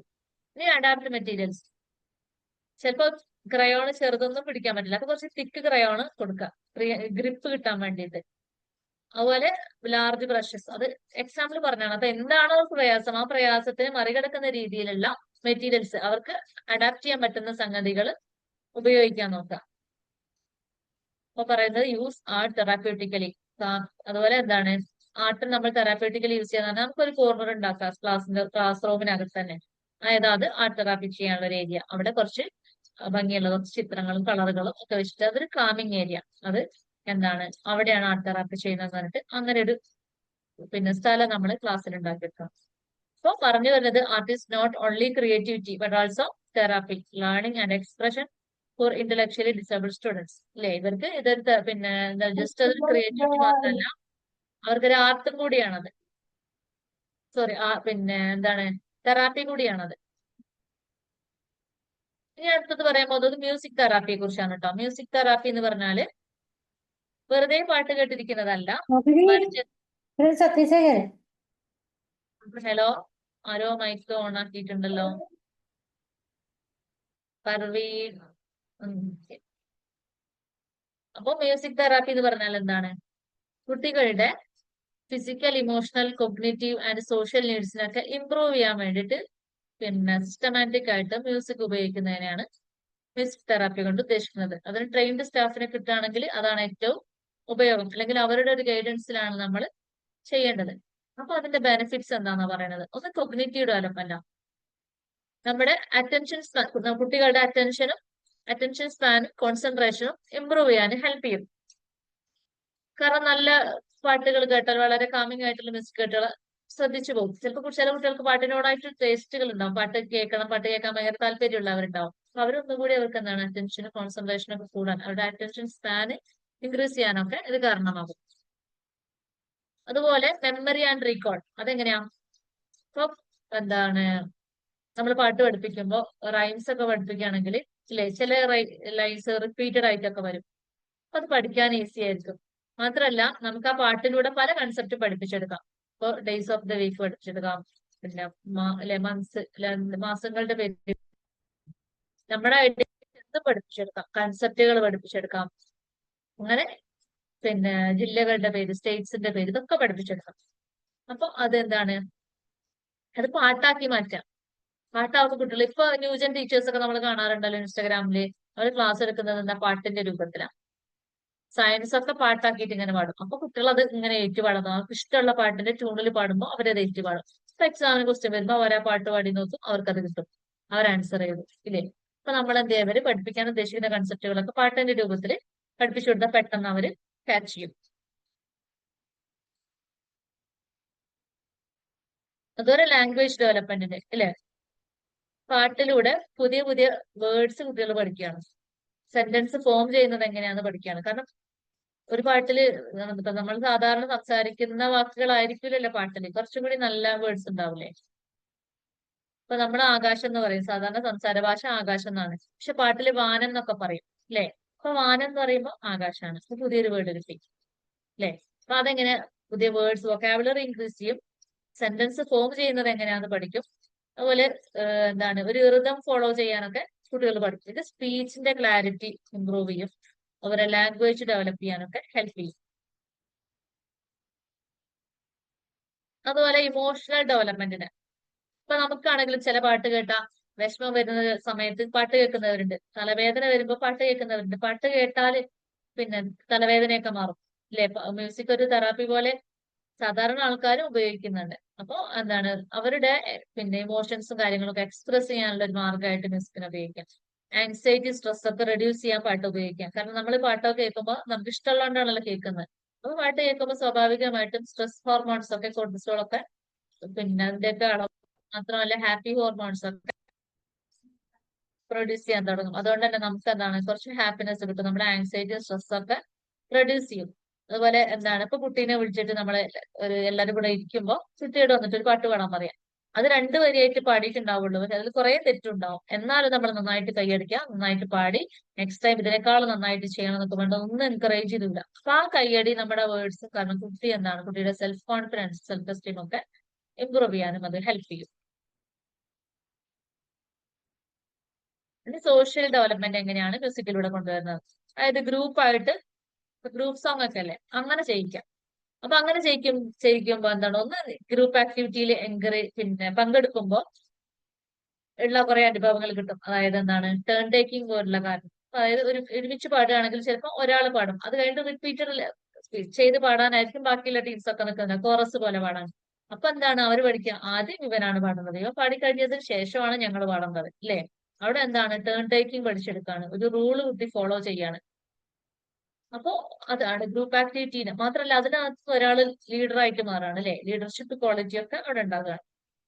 അതുപോലെ strength and peer interaction and cooperation, സ്വാഭാവികമായിട്ട് ഒരു ഗ്രൂപ്പിനകത്ത് വരുമ്പോൾ പിയർ ഇന്ററാക്ഷൻ വരും, കോപ്പറേഷൻ വരും. അത് രണ്ടും ഇല്ലെങ്കിൽ ഗ്രൂപ്പ് നല്ല രീതിയിൽ നിന്ന് പോവില്ലല്ലോ.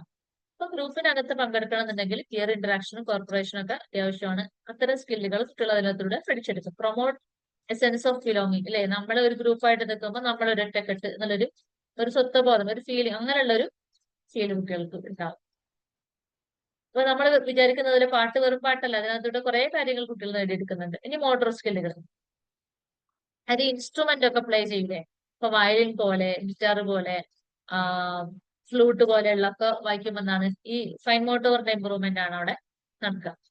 അതുപോലെ ഡാൻസിങ് പോലുള്ള സംഗതികൾ ചെയ്യുമ്പോഴൊക്കെ പാട്ട് വെച്ചിട്ട് അതിനകത്ത് ഡാൻസ് ചെയ്യുകയാണെങ്കിൽ കുറച്ചും കൂടെ, അതായത് നമ്മുടെ കൈയും കാലൊക്കെ ഇളകുമ്പോൾ എന്താണ് ഗ്രോസ് മോട്ടോറിന്റെ ഇമ്പ്രൂവ്മെന്റും അവിടെ നടക്കും. ഗ്രോസ് മോട്ടോർ സ്കില്ലുകൾ ഡെവലപ്പ് ചെയ്യാനും അത് ഹെൽപ്പ് ചെയ്യും. ഇനി എന്താണ് ബിഹേവിയർ ബെനിഫിറ്റ്സ് മ്യൂസിക് കൊണ്ടുള്ള? ഒന്ന്, ഹൈപ്പർ ആക്ടിവിറ്റി അല്ലെങ്കിൽ അഗ്രസീവ് ബിഹേവിയർ ഉള്ളവരെ ഒന്ന് കാമാക്കാൻ ഹെൽപ്പ് ചെയ്യും. ഭയങ്കരമായിട്ട് കാമാവുന്നല്ല, അത് എന്ത് ചെയ്യണം, ആ കുട്ടികൾക്ക് ഒന്നുകിലും മ്യൂസിക്കിനോട് അവർക്ക് താല്പര്യം വേണം. രണ്ടാമത് ചില കാമിങ് മ്യൂസിക്കുകൾ കേട്ടാൽ നമുക്കാണെങ്കിൽ അങ്ങനെ ഫീൽ ചെയ്യില്ലേ, ഒരു കാമാൻപായിട്ട് അങ്ങനെ ഒരു ഫീൽ വരില്ല ചില പാട്ടുകൾ കേട്ടാൽ. ഒന്ന് അഗ്രസീവ് ബിഹേവിയറുകളൊക്കെ ഒന്ന് റെഡ്യൂസ് ചെയ്യാൻ, ഹൈപ്പർ ആക്ടിവിറ്റി ഒന്ന് റെഡ്യൂസ് ചെയ്യാനൊക്കെ ഹെൽപ്പ് ചെയ്യും. അത് ഹെൽപ്സ് വിത്ത് റൊട്ടീൻ ബിൽഡിംഗ്. സോങ്സ് കൊണ്ട് റൊട്ടീൻ എങ്ങനെ ബിൽഡ് ചെയ്യാം? സോങ്സിൽ ഒരു റിതം ഉണ്ടാവും അല്ലെ, ഒരു താളം ഫോളോ ചെയ്തിട്ടാണ് പാട്ടുകൾ ഉണ്ടാവുക. അപ്പൊ ഇത് ഫോളോ ചെയ്യുമ്പോൾ നമ്മൾ എന്ത് ചെയ്യും, ഇപ്പൊ ഒരു വരി പാടുന്നു, പിന്നെ കുറെ വരികൾ ഇങ്ങനെ പാടി കഴിഞ്ഞിട്ട് പിന്നെ ആദ്യം വരി പാടിയ വരി തന്നെ റിപ്പീറ്റ് ചെയ്യൂലേ. അപ്പൊ എന്ത് ചെയ്യും, പിന്നെ അതുപോലെ തന്നെ വേറെ കുറെ വരികൾ പാടിയിട്ട് ആദ്യം പാടിയ വരി തന്നെ പിന്നെ റിപ്പീറ്റ് ചെയ്യും. അപ്പൊ കുട്ടികൾ എന്ത് മനസ്സിലാവും, ഓക്കെ ഇനി ഒരു 4 വരി കഴിഞ്ഞാൽ ആദ്യത്തെ വരി തന്നെ വരും, പിന്നെ 4 വരി കഴിഞ്ഞാൽ വീണ്ടും ആദ്യത്തെ വരി തന്നെ വരും. ഇവിടെ ഒരു എക്സ്പെക്ടേഷൻ വരികയാണ് അവർക്ക്, പ്രെഡിക്റ്റ് ചെയ്യാനുള്ള ഒരു ടെൻഡൻസി വരികയാണ്. അപ്പൊ അതെന്താണ്, അങ്ങനെ ഒരു ടെൻഡൻസി ഉണ്ടാവും സ്വാഭാവികമായിട്ടും അത് റൊട്ടീനുമായിട്ട് കണക്റ്റാണ്. ഞാൻ ഇന്ന് രാവിലെ എണീറ്റാൽ ഞാൻ ചെയ്യേണ്ടതാണ് പിന്നെ ബ്രഷ് ചെയ്യാം. ബ്രഷ് ചെയ്ത് കഴിഞ്ഞാൽ അടുത്ത ഞാൻ എക്സ്പെക്ട് ചെയ്യണം എന്ത്, കുളിക്കാൻ പോകുന്നത്, അടുത്ത ഫുഡ് കഴിക്കാൻ പോകുന്നത് എക്സ്പെക്ട് ചെയ്യണം അല്ലെ. ഇങ്ങനെ ഒരു റൊട്ടീൻ ബിൽഡ് ചെയ്യാൻ ഈ ഒരു എക്സ്പെക്ടേഷൻ അവരെ ഹെൽപ്പ് ചെയ്യും. കാരണം നമ്മൾ ഇത് ചെയ്യുന്നത് അത് ചെയ്യണട്ടോ, ഇത് കഴിഞ്ഞാൽ അത് ചെയ്യണട്ടോ എന്ന് പറയുമ്പോൾ കുട്ടികൾ അത് അംഗീകരിക്കണമെങ്കിൽ ഈ ഒരു എക്സ്പെക്ടേഷൻ, അങ്ങനെയുള്ള ഒരു ഫീൽ ഉണ്ടാവണം. അപ്പൊ അത് പാട്ടിലൂടെ നമുക്ക് ഉണ്ടാക്കിയെടുക്കാൻ പറ്റും. അതൊന്ന് മാത്രമല്ല, നമുക്ക് ഈ റൊട്ടീൻ ഒരു ഹാബിറ്റ് ആയിട്ട് കൊണ്ടുവരണമെങ്കിൽ എന്താ, എന്തൊക്കെ കുട്ടികൾ ചെയ്യണം, ആ റൊട്ടീൻ സംഗതികൾ ഉണ്ടല്ലോ അത് മുഴുവൻ കോർത്തിണക്കിയിട്ട് നമുക്ക് പറ്റുമെങ്കിൽ ഒരു പാട്ടിന്റെ രൂപത്തിലാക്കാം, അതിങ്ങനെ പാടിക്കൊടുക്കാം.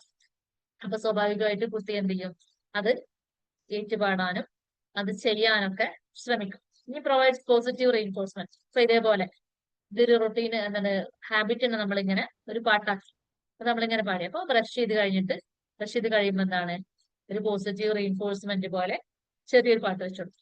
അല്ലെങ്കിൽ ഏതെങ്കിലും ഒരു ടാസ്ക് കംപ്ലീറ്റ് ചെയ്യുമ്പോൾ എന്താണ്, ഒരു 2 മിനിറ്റ് ഒരു പാട്ട് കേൾക്കാം. ഒരു പാട്ട് നമ്മൾ എന്താക്കണം, ഒരു പോസിറ്റീവ് റീഇൻഫോഴ്സ്മെന്റ് ആക്കിയിട്ട് ഉപയോഗിക്കണം. ഒരു പാട്ട് ഇഷ്ടപ്പെടുന്ന കുട്ടികൾക്കാണ് പറ്റുക കേട്ടോ.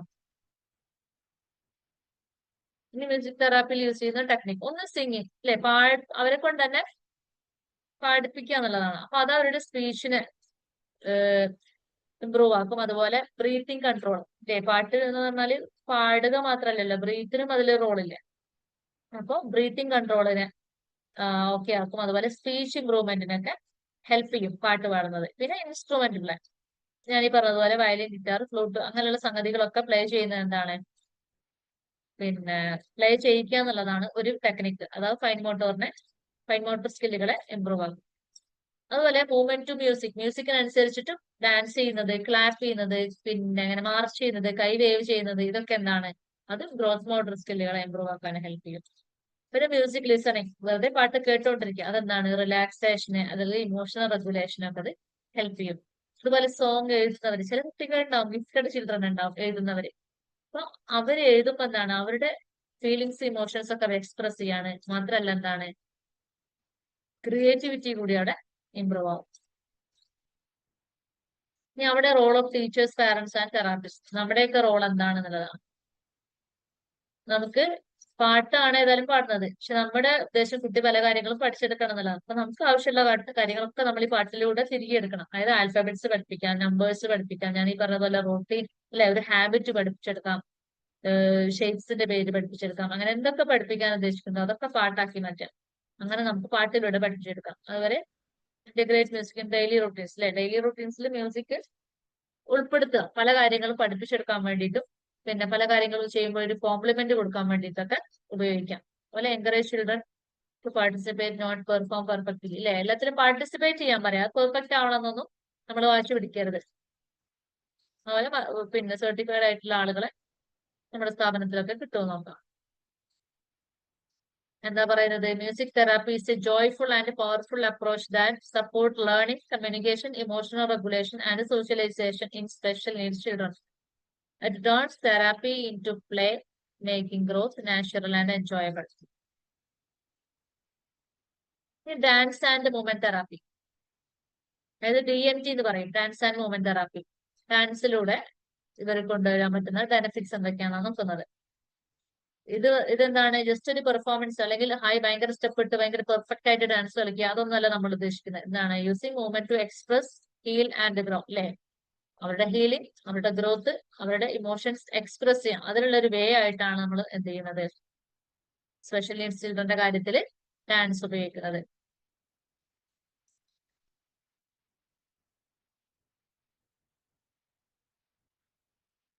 അപ്പൊ അതിന്റെ ബെനിഫിറ്റ്സ് എന്താ നോക്കുന്നത്? Physical benefits.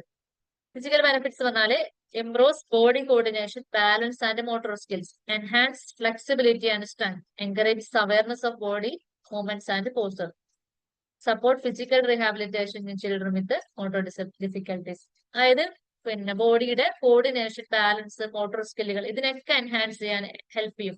കാരണം നമ്മൾ പല രീതിയിൽ മൂവ് ചെയ്യുമല്ലോ, കൈ കൊണ്ട് ചെയ്യുന്നു, കാല് കൊണ്ട് ചെയ്യുന്നു, ഹിപ്പ് വെച്ചിട്ട് ചെയ്യുന്നു. അപ്പൊ നമ്മുടെ ബോഡിയുടെ കോർഡിനേഷനും ബാലൻസിനൊക്കെ അത് നന്നായിട്ട് ഇമ്പ്രൂവ് ചെയ്യും. അതുപോലെ മോട്ടോർ സ്കില്ല് ഇഷ്യൂസ് ഉള്ള കുട്ടികൾക്കും സെറിബ്രൽ പൾസി ഉള്ള കുട്ടികൾക്കൊക്കെ എന്താണ് മോട്ടോർ സ്കിൽ ഇഷ്യൂസ് ഉണ്ടാവും. അപ്പൊ അത്തരം കുട്ടികൾക്കും എന്താണ് അവർക്ക് ഒരു റീഹാബിലിറ്റേഷൻ എന്നുള്ള രീതിയിൽ നമുക്ക് ഇതിന് ഉപയോഗിക്കാം. Movement is the language of the body and therapy helps it speak more freely. അല്ലെ, ലാംഗ്വേജ് ആണ് മൂവ്മെന്റ് എന്ന് പറയുന്നത്. അപ്പൊ അതിന് കുറച്ചും കൂടി ലാംഗ്വേജ് ഫ്ലുവന്റ് ആയിട്ട് പറയാൻ പറ്റണമെങ്കിൽ എന്ത് വേണം, തെറാപ്പി കൊടുക്കണം. ഇനി അതിലൂടെ കിട്ടുന്ന emotional benefits. Provide a safe outlet for express feelings, anger, joy, sadness. അവരുടെ ഫീലിംഗ്സ് ഒക്കെ എക്സ്പ്രസ് ചെയ്യാനുള്ള ഒരു വേ ആയിട്ട് ഡാൻസ് തെറാപ്പി യൂസ് ചെയ്യാം. നമ്മൾ കുറെ ഡാൻസ് ചെയ്യുമ്പോൾ അല്ലെങ്കിൽ ബോഡി മൂവ് ചെയ്യുമ്പോൾ തന്നെ നമ്മൾ കുറെ റിലാക്സ്ഡ് ആവും അല്ലേ. അതുപോലെ reduce stress, anxiety and emotional tension. അതൊക്കെ എങ്ങനെയാ സംഭവിക്കാം? നമ്മൾ എക്സസൈസ് ചെയ്യുമ്പോൾ അതല്ലെങ്കിൽ അതുപോലെ ഡാൻസ് ചെയ്യുമ്പോൾ, യോഗ ചെയ്യുമ്പോൾ ഒക്കെ എന്താണ് നമ്മുടെ പ്രീഫ്രണ്ടൽ ഏരിയ അത് സ്ട്രെങ്തൻ ചെയ്യും. അപ്പൊ നമുക്ക് എന്താണ് സ്ട്രെസ് ഉള്ള സംഗതികളൊക്കെ അങ്ങോട്ട് എന്താണ് ഒഴിവായി കിട്ടും. കോർട്ടിസോളിന്റെ ഒക്കെ അളവ് കുറഞ്ഞ് ടെൻഷൻ കുറച്ചും കൂടിയൊക്കെ ഫ്രീ ആയിട്ട്, ടെൻഷനും അങ്ങനെ നമ്മുടെ ബ്ലഡ് BP ഒക്കെ കുറയും, ഹാർട്ട് റേറ്റ് കുറയും. അപ്പൊ നമുക്ക് എന്താണ് സ്ട്രെസ് ഉണ്ടാവില്ല. അപ്പൊ നമ്മൾ കുറച്ചും കൂടി ഹാപ്പി ആയിട്ടിരിക്കാൻ നമ്മളെ ഹെൽപ്പ് ചെയ്യും. അതുപോലെ സെൽഫ് എസ്റ്റീം ആൻഡ് കോൺഫിഡൻസ് അല്ലെ. ഇപ്പൊ ഈ കുട്ടികൾ ഡാൻസ് കളിക്കുമ്പോൾ നമ്മൾ നന്നായിട്ട് പ്രോത്സാഹിപ്പിക്കാം. മാത്രമല്ല ഡാൻസ് ആദ്യമായിട്ട് ചെയ്യുന്ന ഇത്തരം കുട്ടികളാണെങ്കിൽ ചെറിയൊരു ഹിപ്പ് മൂവ്മെന്റ് എടുത്താൽ പോലും എന്താണ് അവർക്ക് ഭയങ്കര കോൺഫിഡൻസ് ഉണ്ടാവും, ഓ എനിക്ക് ഇങ്ങനെയൊക്കെ ചെയ്യാനാവോ എന്നുള്ളത്. അപ്പൊ അവരുടെ കോൺഫിഡൻസ് ലെവൽ കൂട്ടും. പിന്നെ റിലാക്സേഷൻ ആൻഡ് ഇന്നർ കാം. ഞാൻ ഈ പറഞ്ഞതുപോലെ സ്ട്രെസ് റെഡ്യൂസ് ചെയ്യുന്ന എന്താണ് എന്റെ ഇന്നർ കാമും വരും. പിന്നെ ഇതിന്റെ social benefits, dance and movement തെറാപ്പിയുടെ സോഷ്യൽ ബെനിഫിറ്റ്സ് ആണ്. അതായത് interaction with peers and therapist അല്ലെ. ഡാൻസ് ചെയ്യുമ്പോൾ എന്തായാലും കൂട്ടത്തോടെ ആയിരിക്കും ഡാൻസ് ചെയ്യാം. തെറാപ്പിസ്റ്റ് ഉണ്ടാവും, കുട്ടികൾ ഉണ്ടാവും. അപ്പൊ കൂട്ടത്തിൽ ഈ കുട്ടി ഉണ്ടാവും. അപ്പൊ എന്താണ് അത് പരസ്പരം ഇന്ററാക്ട് ചെയ്യേണ്ട അവസ്ഥകൾ ഒരുപാട് ഉണ്ടാവും അല്ലേ. നമ്മൾ ചെയ്യുന്ന സ്റ്റെപ്പാണ് അങ്ങനെയല്ല ഇങ്ങനെയെന്ന് പറയേണ്ടി വരും. പിന്നെ ഇങ്ങനെയാണോ കുട്ടിക്ക് ചോദിക്കേണ്ടി വരും. മറ്റൊരു കുട്ടികളെ കോപ്പി ചെയ്തിട്ട് ചിലപ്പോൾ പല സ്റ്റെപ്പുകൾ ചെയ്യാം. അപ്പൊ ഒരു സോഷ്യൽ ഇന്ററാക്ഷൻ അവിടെ വരും. Builds team work and cooperation through group movements അല്ലെ. ഗ്രൂപ്പ് മൂവ്മെന്റ്സിലൂടെ കോർപ്പറേഷൻ വരും, ഒരു ടീം വർക്ക് വരും. ടീം വർക്കിന്റെ മാധുര്യമൊക്കെ അവര് ആസ്വദിക്കുക അവിടെ നിന്നായിരിക്കും. അതുപോലെ എന്താണ് കോർപ്പറേഷൻ അല്ലെ. ഈ കോർപ്പറേഷൻ ഇല്ലാതെ ഒരിക്കലും ഗ്രൂപ്പ് വർക്ക് ഒരിക്കലും മുന്നോട്ട് കൊണ്ടുപോകാൻ കഴിയില്ല. അപ്പൊ അത്തരം കാര്യങ്ങളൊക്കെ ഡാൻസ് ആൻഡ് മൂവ്മെന്റ് തെറാപ്പിയിലൂടെ മുന്നോട്ടുണ്ട് പിന്നെ കുറച്ചും കൂടി ശക്തിപ്പെടുത്താൻ സാധിക്കും. അതുപോലെ നോൺ വെർബൽ കമ്മ്യൂണിക്കേഷനും സോഷ്യൽ ബോണ്ടിങ്ങിനൊക്കെ ഇംപ്രൂവ് ചെയ്യാൻ എന്താണ് ഡാൻസ് ആൻഡ് മൂവ്മെന്റ് തെറാപ്പിക്ക് കഴിയും. ഇനി cognitive benefits, enhance concentration and focus അല്ലെ. കോൺസെൻട്രേഷൻ ആൻഡ് ഫോക്കസ് എങ്ങനെയാണ് ഇംപ്രൂവ് ചെയ്യുന്നത്? പിന്നെ ഞാൻ ഈ പറഞ്ഞതുപോലെ നേരത്തെ പ്രീഫ്രണ്ടൽ ഏരിയയുടെ കാര്യം പറഞ്ഞതുപോലെ അവിടെ കുറച്ച് സ്ട്രെങ്തൻ ചെയ്യും. അപ്പൊ നമ്മളെ ഹിപ്പോ ക്യാമ്പസ് കുറച്ചുകൂടി ആക്റ്റീവ് ആവും. എന്താണ് മെമ്മറി കാര്യങ്ങൾ അങ്ങനെ കോഗ്നിറ്റീവ് സ്കില്ലുകളൊക്കെ നല്ല അലേർട്ട് ആയിട്ടിരിക്കുന്നത് സംഗതിയാണ് ഡാൻസിലൂടെ അല്ലെങ്കിൽ ബോഡി മൂവ്മെന്റ്സിലൂടെ ഒക്കെ നമുക്ക് കിട്ടും. കണ്ടോ, post memory throw movement and patterns and rhythm. Memory Hippo campus ഒക്കെ മെമ്മറി സെന്റർ ആണ് അല്ലെ ബ്രെയിനിന്റെ. അപ്പൊ അതൊക്കെ ആക്റ്റീവ് ആയിട്ട് ഇരിക്കാൻ ഹെൽപ്പ് ചെയ്യും. അപ്പൊ കുറച്ചുകൂടി എന്താണ് മെമ്മറി ഒക്കെ ഷാർപ്പൺ ആവും. Improves problem solving and creativity. Problem solving ഒക്കെ ഇതേപോലെ കൂട്ടത്തോടെ ഡാൻസ് കളിക്കുമ്പോൾ സ്വാഭാവികമായിട്ട് എന്താണ് പ്രോബ്ലം സോൾവിങ്ങിനൊക്കെയുള്ള അവസരങ്ങൾ ഒരുപാടുണ്ടാവും. മാത്രമല്ല നമ്മുടെ എക്സിക്യൂട്ടീവ് ഫംഗ്ഷനിങ് ഒക്കെ കൂടുതലായിട്ട് ഈ പ്രീഫ്രോണ്ടൽ ഏരിയ ഒക്കെ സ്ട്രെങ്തൻ ആകുമ്പോൾ നമ്മുടെ എക്സിക്യൂട്ടീവ് ഫംഗ്ഷനിങ് ഒക്കെ കൂടുതലായിട്ട് നടക്കും. പ്ലാൻ ചെയ്യുക, ഓർഗനൈസ് ചെയ്യുക, ഡിസിഷൻ മേക്കിംഗ് അങ്ങനെയുള്ള സംഗതികൾ കുറച്ചും കൂടി അലേർട്ടായിട്ട് ചെയ്യാൻ നമുക്ക് സാധിക്കും. അറ്റൻഷൻ സ്പാൻ കൂട്ടാനും.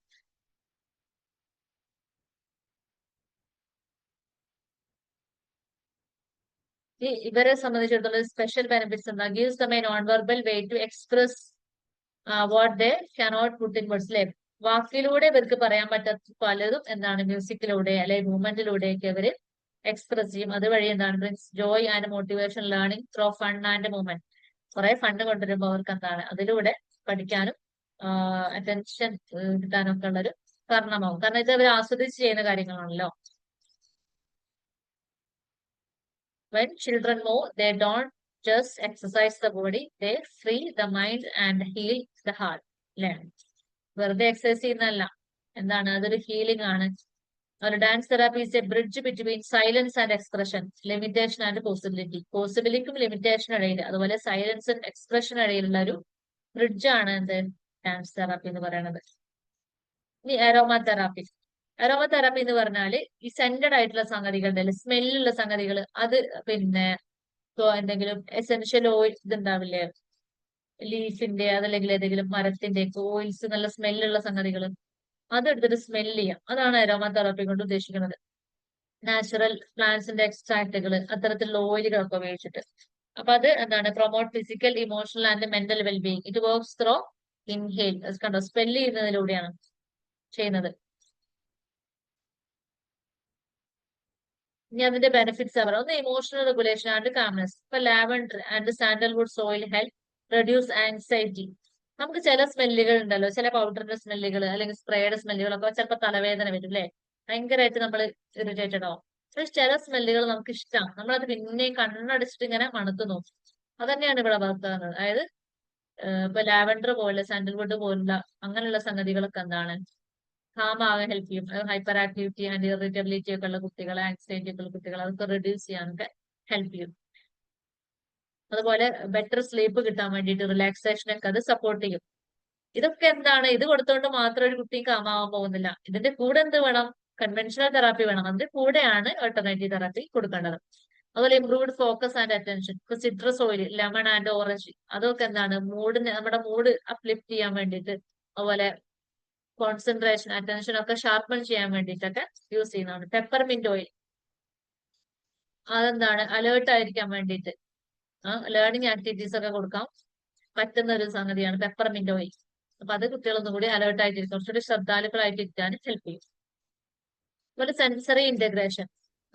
സെൻസറി ഇന്റഗ്രേഷൻ എന്ന് പറഞ്ഞാൽ ഓട്ടിസ്റ്റിക് ആയിട്ടുള്ള കുട്ടികൾക്കാണ് സെൻസറി ഇഷ്യൂസ് നല്ലപോലെ ഉണ്ടാവുക. അവർക്ക് ഓൾഫാക്ടറി ഇഷ്യൂസ് ഉണ്ടാവും. അതായത് മണം എത്ര കിട്ടിയാലും മതിയാവാത്തൊരവസ്ഥ. ചിലപ്പോ ബാഡ് സ്മെല്ല് പോയിട്ട് പിന്നെ മണത്തോണ്ടിരിക്കുന്ന ഒരവസ്ഥ, അങ്ങനെയൊക്കെ ഉണ്ടാവും. അത് ഒന്നുകിൽ ഓൾഫാക്ടറി ഹൈപ്പോ ആകും, അത് എത്ര സ്മെല്ല് കിട്ടിയാലും മതിയാവില്ല. ചില സ്മെല്ലുകൾ ഒട്ടും താങ്ങാൻ പറ്റാത്തൊരവസ്ഥ, അതായത് അത് ഹൈപ്പർ ആവും. ഹൈപ്പോ ഉണ്ട്, ഹൈപ്പർ ഉണ്ട്. അപ്പൊ അങ്ങനെയുള്ള ഇഷ്യൂസ് ഒക്കെ സെൻസറി ഇന്റഗ്രേഷൻ ഈ അരോമ തെറാപ്പിയിലൂടെ നമുക്ക് കുറെയൊക്കെ ട്രീറ്റ് ചെയ്ത് ഭേദപ്പെടുത്താൻ കഴിയും. അതെങ്ങനെയാണ്? Autism disorder, ADHD or sensory processing difficulties, ഇത്തരം കുട്ടികൾക്കൊക്കെ ഇവർക്കൊക്കെ എന്താണ് അരോമ തെറാപ്പി ഹെൽപ്ഫുൾ ആണ്. അതുപോലെ behavioural support helps reduce aggressive or self stimulatory behaviours by promoting sense of calm. ഈ സ്മെല്ല് ഉപയോഗിക്കുമ്പോൾ കുറച്ച് കാം ആയിട്ടിരിക്കാൻ നമുക്ക് തോന്നൂലേ. അപ്പൊ ഈ അഗ്രസീവ് ബിഹേവിയറുകൾ, സെൽഫ് സ്റ്റിമുലേറ്ററി ബിഹേവിയറുകളൊക്കെ കുറെ റെഡ്യൂസ് ചെയ്യപ്പെടും. അതുപോലെ ഫിസിക്കൽ വെൽബീയിങ്. ഇപ്പൊ യൂക്കാലിപ്സ് ട്രീന്റെ ഓയിലൊക്കെ എന്താണ് ഫിസിക്കൽ വെൽബീയിങ്ങിന്, വേദനകൾക്കും അങ്ങനെയൊക്കെ ഉപയോഗിക്കാറുണ്ട്.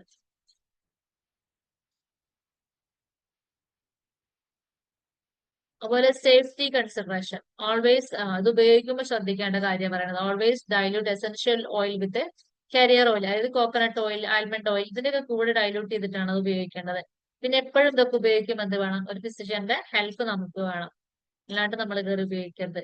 മാത്രമല്ല അലർജി ഉണ്ടോ അങ്ങനെയുള്ള കാര്യങ്ങളൊക്കെ നോക്കിയിട്ട് വേണം ഉപയോഗിക്കാൻ വേണ്ടിയിട്ട്. ഇനി എങ്ങനെയാ അത് ഉപയോഗിക്കേണ്ടത്? അതായത് ഇതിന്റെ ഒരു പ്രാക്ടിക്കൽ വേസ് ആണ്. ഈ കുട്ടികൾക്ക് ഈ സ്മെല്ല് ഉപയോഗിച്ചിട്ട് ഇവരെ കുറച്ച് അറ്റൻഷൻ കൂട്ടാൻ വേണ്ടിയിട്ട് അല്ലെങ്കിൽ അഗ്രസീവ് ബിഹേവിയർ കുറക്കാൻ വേണ്ടിയിട്ട് അങ്ങനൊക്കെ ഉദ്ദേശിച്ചിട്ടാണല്ലോ നമ്മൾ ചെയ്യുന്നത്. അപ്പൊ അത് എന്താ വെച്ചാൽ add a few drops of essential oil into a diffuser in therapy room or therapy റൂമിൽ അല്ലെങ്കിൽ സ്റ്റഡി റൂമിൽ അവർ പിന്നെ ഉപയോഗിക്കുന്ന ആ ഒരു ഏരിയയിൽ ഇതൊരു ഡിഫ്യൂസറിൽ എന്താണ് ഉപയോഗിച്ച് വെക്കുക. കുറച്ച് പിന്നെ ഈ സ്മെല്ലുള്ള എന്തെങ്കിലും ബോട്ടിലോ എന്തിലെങ്കിലും സൂക്ഷിച്ചു വെക്കുക. പിന്നെ massage use diluted oil four calming massage കൊടുക്കുക എന്നുള്ളതാണ്. പിന്നെ അരോമ ജ്വല്ലറി സ്മെല്ലുള്ള തരത്തിലുള്ള ബ്രേസ്ലെറ്റുകളും നെക്ലേസുകളും ഒക്കെ ഉണ്ട്, അത് വാങ്ങിച്ചു കൊടുക്കാന്നുള്ളത്. മറ്റൊന്ന് കാം ഡൗൺ കോർണർ, അതായത് ഒരു നേരത്തെ പറഞ്ഞു ആർട്ടിനായിട്ട് ഒരു കോർണർ വേണം, അത് ഒരു കാം ഡൗൺ കോർണർ സെറ്റ് ചെയ്ത് വെക്കാം. അവിടെ എന്ത് ചെയ്യാം, ഒരു ബോട്ടിലിൽ കുറച്ച് കോട്ടൺ എടുത്തിട്ട് ഇതുപോലെ ലാവൻഡറിലോ അതുപോലുള്ള പിന്നെ സ്മെല്ലുകളിലൊക്കെ മുക്കിയിട്ട് ഇതാ റൂമിൽ ഇവിടെ കൊണ്ടുപോയി വെക്കാം. അതൊരു കാം ഡൗൺ കോർണർ ആയിട്ട് മാറ്റാം. കുട്ടികൾക്ക് അത്തരം അഗ്രസീവ് ബിഹേവിയർ ഒക്കെ കാണിക്കുമ്പോൾ ഇത് കൊടുത്ത് സ്മെല്ല് ചെയ്യണം നമ്മൾ. അങ്ങനെ അഗ്രസീവ് ബിഹേവിയർ കുറക്കാൻ പറ്റുമോ നോക്കാൻ വേണ്ടിയിട്ട്. Aromatherapy is not a cure, അല്ലേ, but a supportive therapy that can improve relaxation, focus and emotional balance in special needs children when used carefully and alongside other therapies. ഞാൻ നേരത്തെ പറഞ്ഞല്ലോ, ഇത് ഒറ്റയ്ക്ക് ഉപയോഗിച്ചുകൊണ്ടൊന്നും മാറ്റങ്ങൾ സംഭവിക്കാൻ പോകുന്നില്ല. കൺവെൻഷണൽ തെറാപ്പിയുടെ കൂടെയാണ് ഇതെല്ലാം ഉപയോഗിക്കേണ്ടത്. അപ്പോൾ അതിനെ സപ്പോർട്ട് ചെയ്യാൻ പറ്റും. ഇനി പറയാനുള്ളത് പ്ലേ തെറാപ്പിയെ കുറിച്ചാണ്. പ്ലേ എന്ന് പറഞ്ഞാൽ വലിയൊരു സംഗതിയാണ്. പ്ലേ ശരിക്കും പ്ലേ മാത്രമല്ല, അതൊരു എന്താണ് കുട്ടികളെ സംബന്ധിച്ചിടത്തോളം ലേണിംഗ് കൂടിയാണ്. കുട്ടികളുടെ ഒക്യുപ്പേഷൻ ആണ് പ്ലേ. പ്ലേയിലൂടെയാണ് കുട്ടികൾ ഒരുപാട് കാര്യങ്ങൾ പഠിച്ചെടുക്കുന്നത്. അപ്പോ നമ്മുടെ നാട്ടിലൊക്കെ ഇപ്പൊ മോണ്ടിസോറി സ്കൂളുകൾക്ക് ഒരുപാടുണ്ടല്ലോ. അതിന്റെ ഒരു പ്രധാന കാര്യം എന്ന് പറഞ്ഞാൽ കുട്ടികളുടെ ആ ഒരു പ്രായത്തിലുള്ള അവരുടെ ഒക്യുപ്പേഷൻ എന്ന് പറഞ്ഞാൽ പ്ലേ ആണ്. അതിന്റെ ഒരു അടിസ്ഥാനത്തിലാണ് ഇപ്പൊ മോണ്ടിസോറി സ്കൂളുകളൊക്കെ ഒരുപാട് നമ്മുടെ നാട്ടിലൊക്കെ വന്നിട്ടുള്ളത്. അപ്പോൾ play therapy is a therapeutic approach where play is used a medium for communication, learning and healing.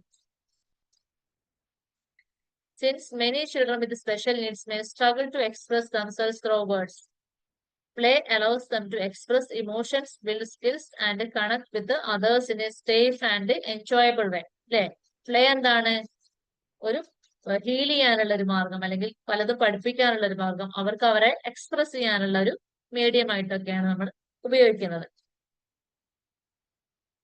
ഞാൻ അതിന്റെ ബെനിഫിറ്റ്സ് ആണ് പറയുന്നത്. ഒന്ന് cognitive development, enhance problem solving and decision making, improve attention span and memory through structured play. പിന്നെ എന്താണ്, academic സ്കില്ലുകൾ പഠിപ്പിച്ചെടുക്കാം. അപ്പൊ ഇതിൽ problem solving എങ്ങനെയാ വരുന്നത്, ഡിസിഷൻ മേക്കിംഗ്, ഗ്രൂപ്പ് ആക്ടിവിറ്റീസ് ചെയ്യുമ്പോൾ സ്വാഭാവികമായിട്ട് അതിനകത്ത് പ്രശ്നങ്ങൾ വരും. അപ്പൊ ആ പ്രശ്നങ്ങൾ പരിഹരിക്കാൻ കുട്ടികൾ ശ്രമിക്കും. അങ്ങനെയാണ് അതെന്താണ് പ്രോബ്ലം സോൾവിങ്ങിനൊക്കെ പ്ലേ ഹെൽപ്പ് ചെയ്യുന്നത്. അതുപോലെ അറ്റൻഷൻ സ്പാന്, മെമ്മറി കൂട്ടാൻ വേണ്ടിയിട്ട് ഹെൽപ്പ് ചെയ്യും.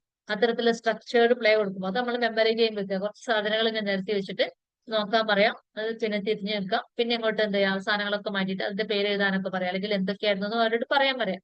നല്ല മെമ്മറി ഇംപ്രൂവ് എൻഹാൻസ് ചെയ്യുന്ന തരത്തിലുള്ള പ്ലേകൾ കൊടുക്കുക. പിന്നെ അക്കാഡമിക് കൺസെപ്റ്റുകൾ കളിയിലൂടെ പഠിപ്പിച്ചെടുക്കാം. നമ്പേഴ്സിന്, കളേഴ്സിന്, ഷെയ്ഡ്സിന്, അങ്ങനെ എന്ത് കാര്യം എന്താ ഒരു ഫൺ വേയിലൂടെ പഠിപ്പിച്ചെടുക്കാൻ വേണ്ടിയിട്ട് നോക്കാം. അപ്പൊ അതൊക്കെയാണ് ബെനിഫിറ്റ്സ് പ്ലേ തെറാപ്പിയുടെ. പിന്നെ അതിന്റെ emotional development, provide a safe outlet to express anger, fear or happiness, അല്ലെ, അവരുടെ ഇമോഷൻസിന് പിന്നെ എക്സ്പ്രസ് ചെയ്യാനുള്ള ഒരു മാർഗമായിട്ട് പ്ലേ തെറാപ്പി ഉപയോഗിക്കാം. Build self confidence when they achieve small task in play, അല്ലെ, കളിയിൽ ഒരു ചെറിയൊരു വിജയം പോലെ എന്താണ് അവരുടെ സെൽഫ് കോൺഫിഡൻസിനും അല്ലാതെ ഇംപ്രൂവ് ചെയ്യും. അതുകൊണ്ട് എന്താണ് സെൽഫ് കോൺഫിഡൻസ് കൂട്ടാനുള്ള ഒരു മാർഗമായിട്ട് പ്ലേ യൂസ് ചെയ്യാം. Reduce anxiety, stress throw creative play.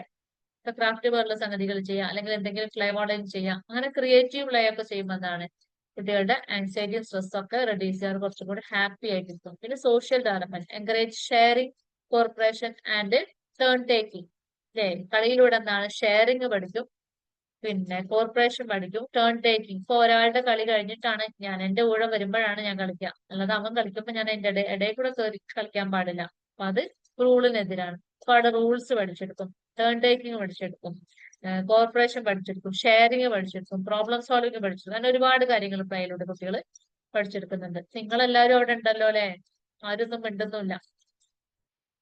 Aswathy മാം, യെസ് മാം ഉണ്ട്. വിചാരിച്ചെല്ലാരും ഉറങ്ങിപ്പോയത്. ഇല്ല, യെസ് ഇവിടെ ഉണ്ട്.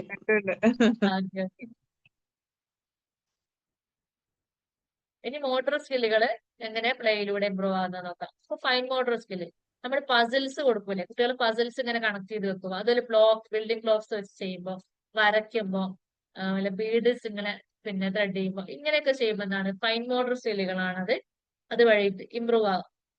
അതുപോലെ ഗ്രോസ് മോട്ടോർ സ്കിൽ, ഇപ്പൊ ഓടി കളിക്കൂലേ കുട്ടികൾ, ഓടിച്ച് കളിക്കുന്നത്, ജമ്പ് ചെയ്യുന്നത്, അല്ലെ, പിന്നെ ബോൾ വെച്ചിട്ടുള്ള കളികൾ, ഇത്തരം ആക്ടിവിറ്റീസിലൂടെ എന്താണ് ഗ്രോസ് മോട്ടോർ സ്കില്ലുകൾ ഇമ്പ്രൂവ് ആവും. അതുപോലെ I hand coordination and body awareness കളിയിലൂടെ.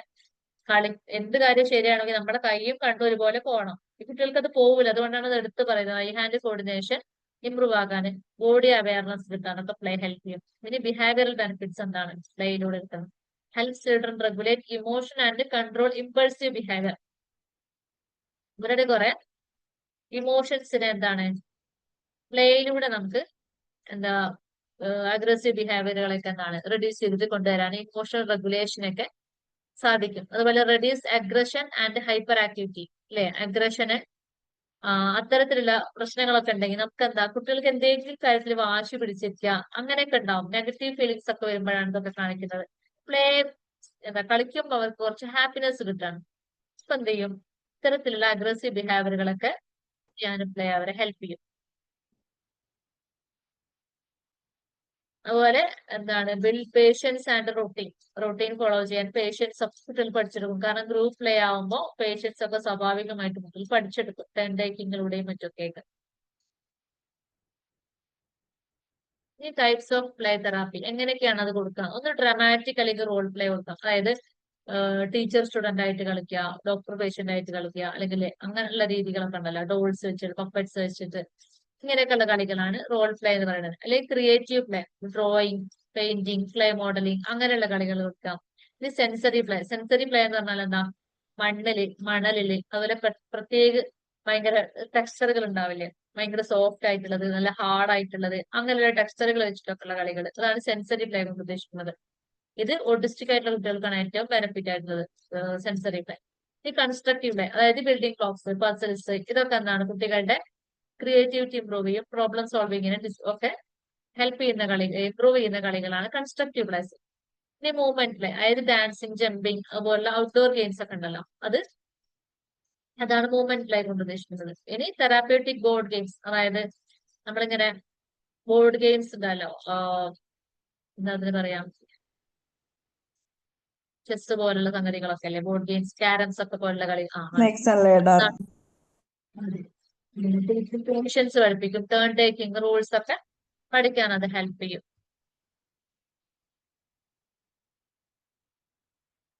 ഈ role of teacher, parents and therapist ആണ്. നമുക്ക് ഇതിനകത്തുള്ള റോൾ എന്താണ്?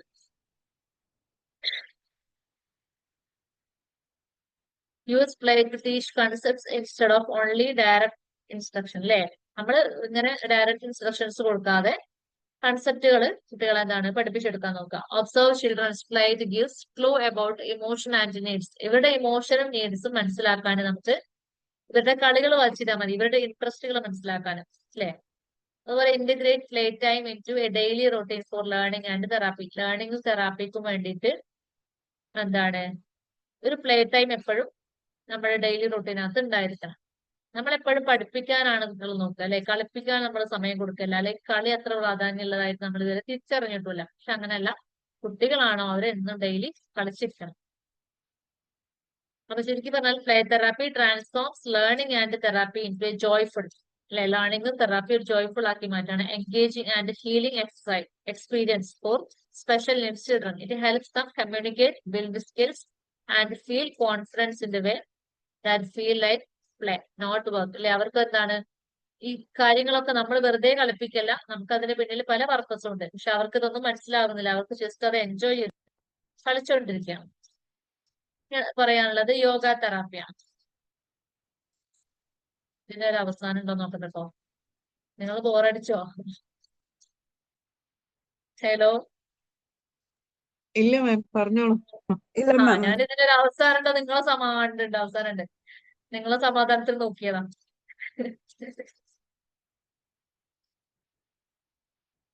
ഓക്കെ, ഇത് യോഗ തെറാപ്പി.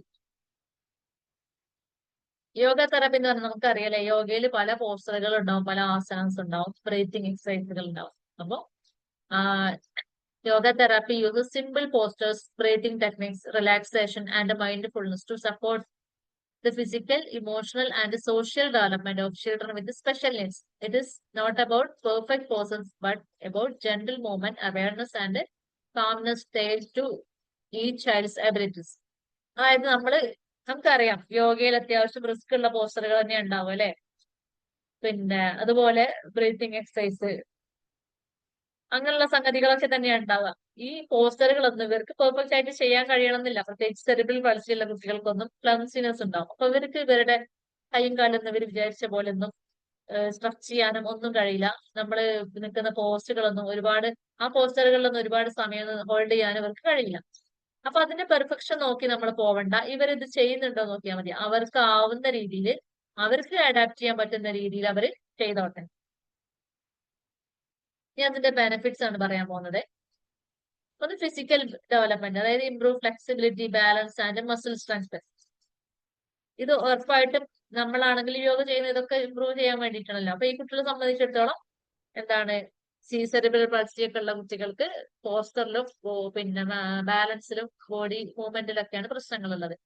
അപ്പൊ അത്തരം ഫ്ലെക്സിബിൾ ആയിരിക്കും ഒട്ടും, ഭയങ്കര ടൈറ്റ് ആയിരിക്കും. അപ്പൊ യോഗ ചെയ്യുന്നതിലൂടെ എന്താണ്, അവർ കുറച്ചുകൂടി അവരുടെ ബോഡി കുറച്ചുകൂടി ഫ്ലെക്സിബിൾ ആവും, കുറച്ചുകൂടി ബാലൻസ് ചെയ്യാൻ പഠിക്കും. അല്ലെ, വൃക്ഷാസനം ഒക്കെ ചെയ്യുമ്പോൾ കുറച്ചുകൂടി ബാലൻസ് ചെയ്യാൻ അവർ പഠിക്കും, മസിൽ സ്ട്രെങ്തൻ ചെയ്യാൻ തുടങ്ങും.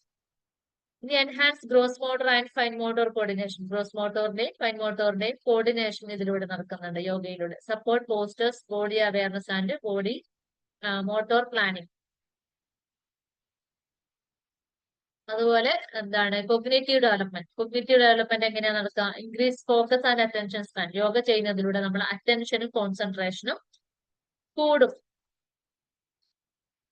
അത് ഞാൻ നേരത്തെ പറഞ്ഞ പോലെ ഈ പ്രീഫ്രോണ്ടൽ ഏരിയ സ്ട്രെങ്തൻ ചെയ്യുന്നതുകൊണ്ടാണ് യോഗ ചെയ്യുമ്പോൾ. അതുപോലെ improve memory and learning readiness. Memory and learning റെഡിനെസ്സിനെയൊക്കെ യോഗ പ്രൊമോട്ട് ചെയ്യും. കാരണം നമുക്കൊരു കാം ആൻഡ് ക്വയറ്റ് അറ്റ്മോസ്ഫിയർ ആണ് യോഗ ചെയ്യുമ്പോൾ വരിക. മാത്രമല്ല നമ്മുടെ BP ലോ ആകും, ഹാർട്ട് റേറ്റ് ലോ ആകും, കോർട്ടിസോളിന്റെ ലെവല് കുറയും. എക്സസൈസ് ഒക്കെ ചെയ്യുമ്പോൾ സെറോട്ടോണിൻ പോലുള്ള ഹാപ്പി ഹോർമോൺസ് ഉണ്ടാവും. അപ്പൊ എന്താണ്, നമുക്കൊരു പഠനാന്തരീക്ഷം, അല്ലെ, നമുക്കൊരു കുറച്ചുകൂടി നമ്മുടെ അറ്റൻഷനും മെമ്മറിയൊക്കെ ഷാർപ്പായിട്ട് നിൽക്കുന്ന ഒരു സമയമായിരിക്കും. അപ്പൊ enhance sensory processing awareness. Sensory processing awareness എങ്ങനെയാണ് നടക്കുക? അപ്പോ സെൻസറി പ്രോസസ്, ഒന്ന് ടാക്ടൈൽ ഇഷ്യൂസ് ഉണ്ടാവും. ടച്ച് ചെയ്യുമ്പോഴുള്ള സെൻസിന് ഭയങ്കര ഹൈപ്പർ ആവും. ഇങ്ങനെ തൊടുന്ന ഫീൽ ഉണ്ടാവും ചിലർക്ക്. അതാണ് ഹൈപ്പർ സെൻസിറ്റിവിറ്റി. ചിലർക്ക് എത്ര തൊട്ടാലും മതിയാവില്ല, അത് ഹൈപ്പോ ആണ്.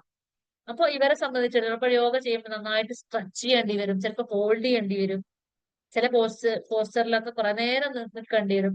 പിന്നെ നമ്മളെ ഈ യോഗ മാറ്റിൽ നമ്മളിങ്ങനെ കിടക്കേണ്ടി വരും, അങ്ങനെയൊക്കെ ചെയ്യേണ്ടി വരും. അപ്പൊ അവിടെ എന്താണ്, ടാക്ടൈൽ ഇഷ്യൂസ് അങ്ങനെ പരിഹരിക്കപ്പെടുകയാണ്. പിന്നെ നന്നായിട്ട് ബ്രീത്ത് ഒക്കെ ചെയ്യുമ്പോൾ ഇല്ലേ, ഈ ബാലൻസുമായിട്ട് റിലേറ്റഡ് ആയിട്ടുള്ള കാര്യങ്ങൾ, അതുപോലെ സ്പീച്ച്, അങ്ങനെയുള്ള സംഗതികളൊക്കെ അതിനകത്തൂടെ ഇംപ്രൂവ് ആയി വരുന്നുണ്ട്. അപ്പൊ അതാണ് സെൻസറി പ്രോസസ്സിങ്. സെൻസറി പ്രോസസ്സിങ്ങിന് യോഗ ഹെൽപ്പ് ചെയ്യുന്നു പറയുന്നത് അതുകൊണ്ടാണ്.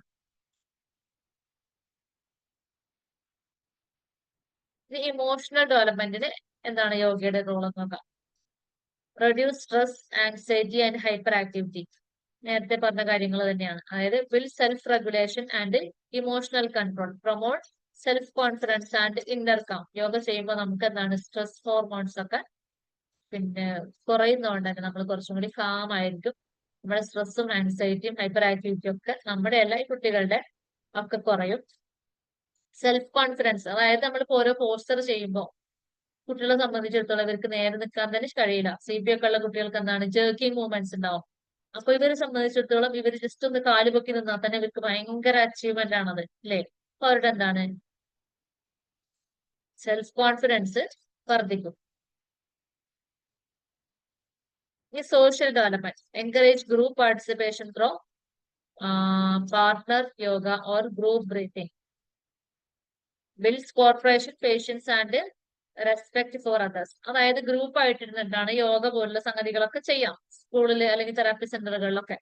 അപ്പൊ അതൊരു ഗ്രൂപ്പ് ആക്ടിവിറ്റിയുടെ ഗുണങ്ങളൊക്കെ യോഗയ്ക്കും കിട്ടും. ഇപ്പൊ നമ്മൾ എന്താണ്, ഷെയറിങ് അവിടെ വരും, ടേൺ ടേക്കിംഗ് അവിടെ വരുന്നുണ്ടാവും, പ്രോബ്ലം സൊല്യൂഷൻ അവിടെ വരുന്നുണ്ടാവും. അങ്ങനെ ഗ്രൂപ്പിൽ വരാവുന്ന സംഗതികളൊക്കെ അവിടെ വരും.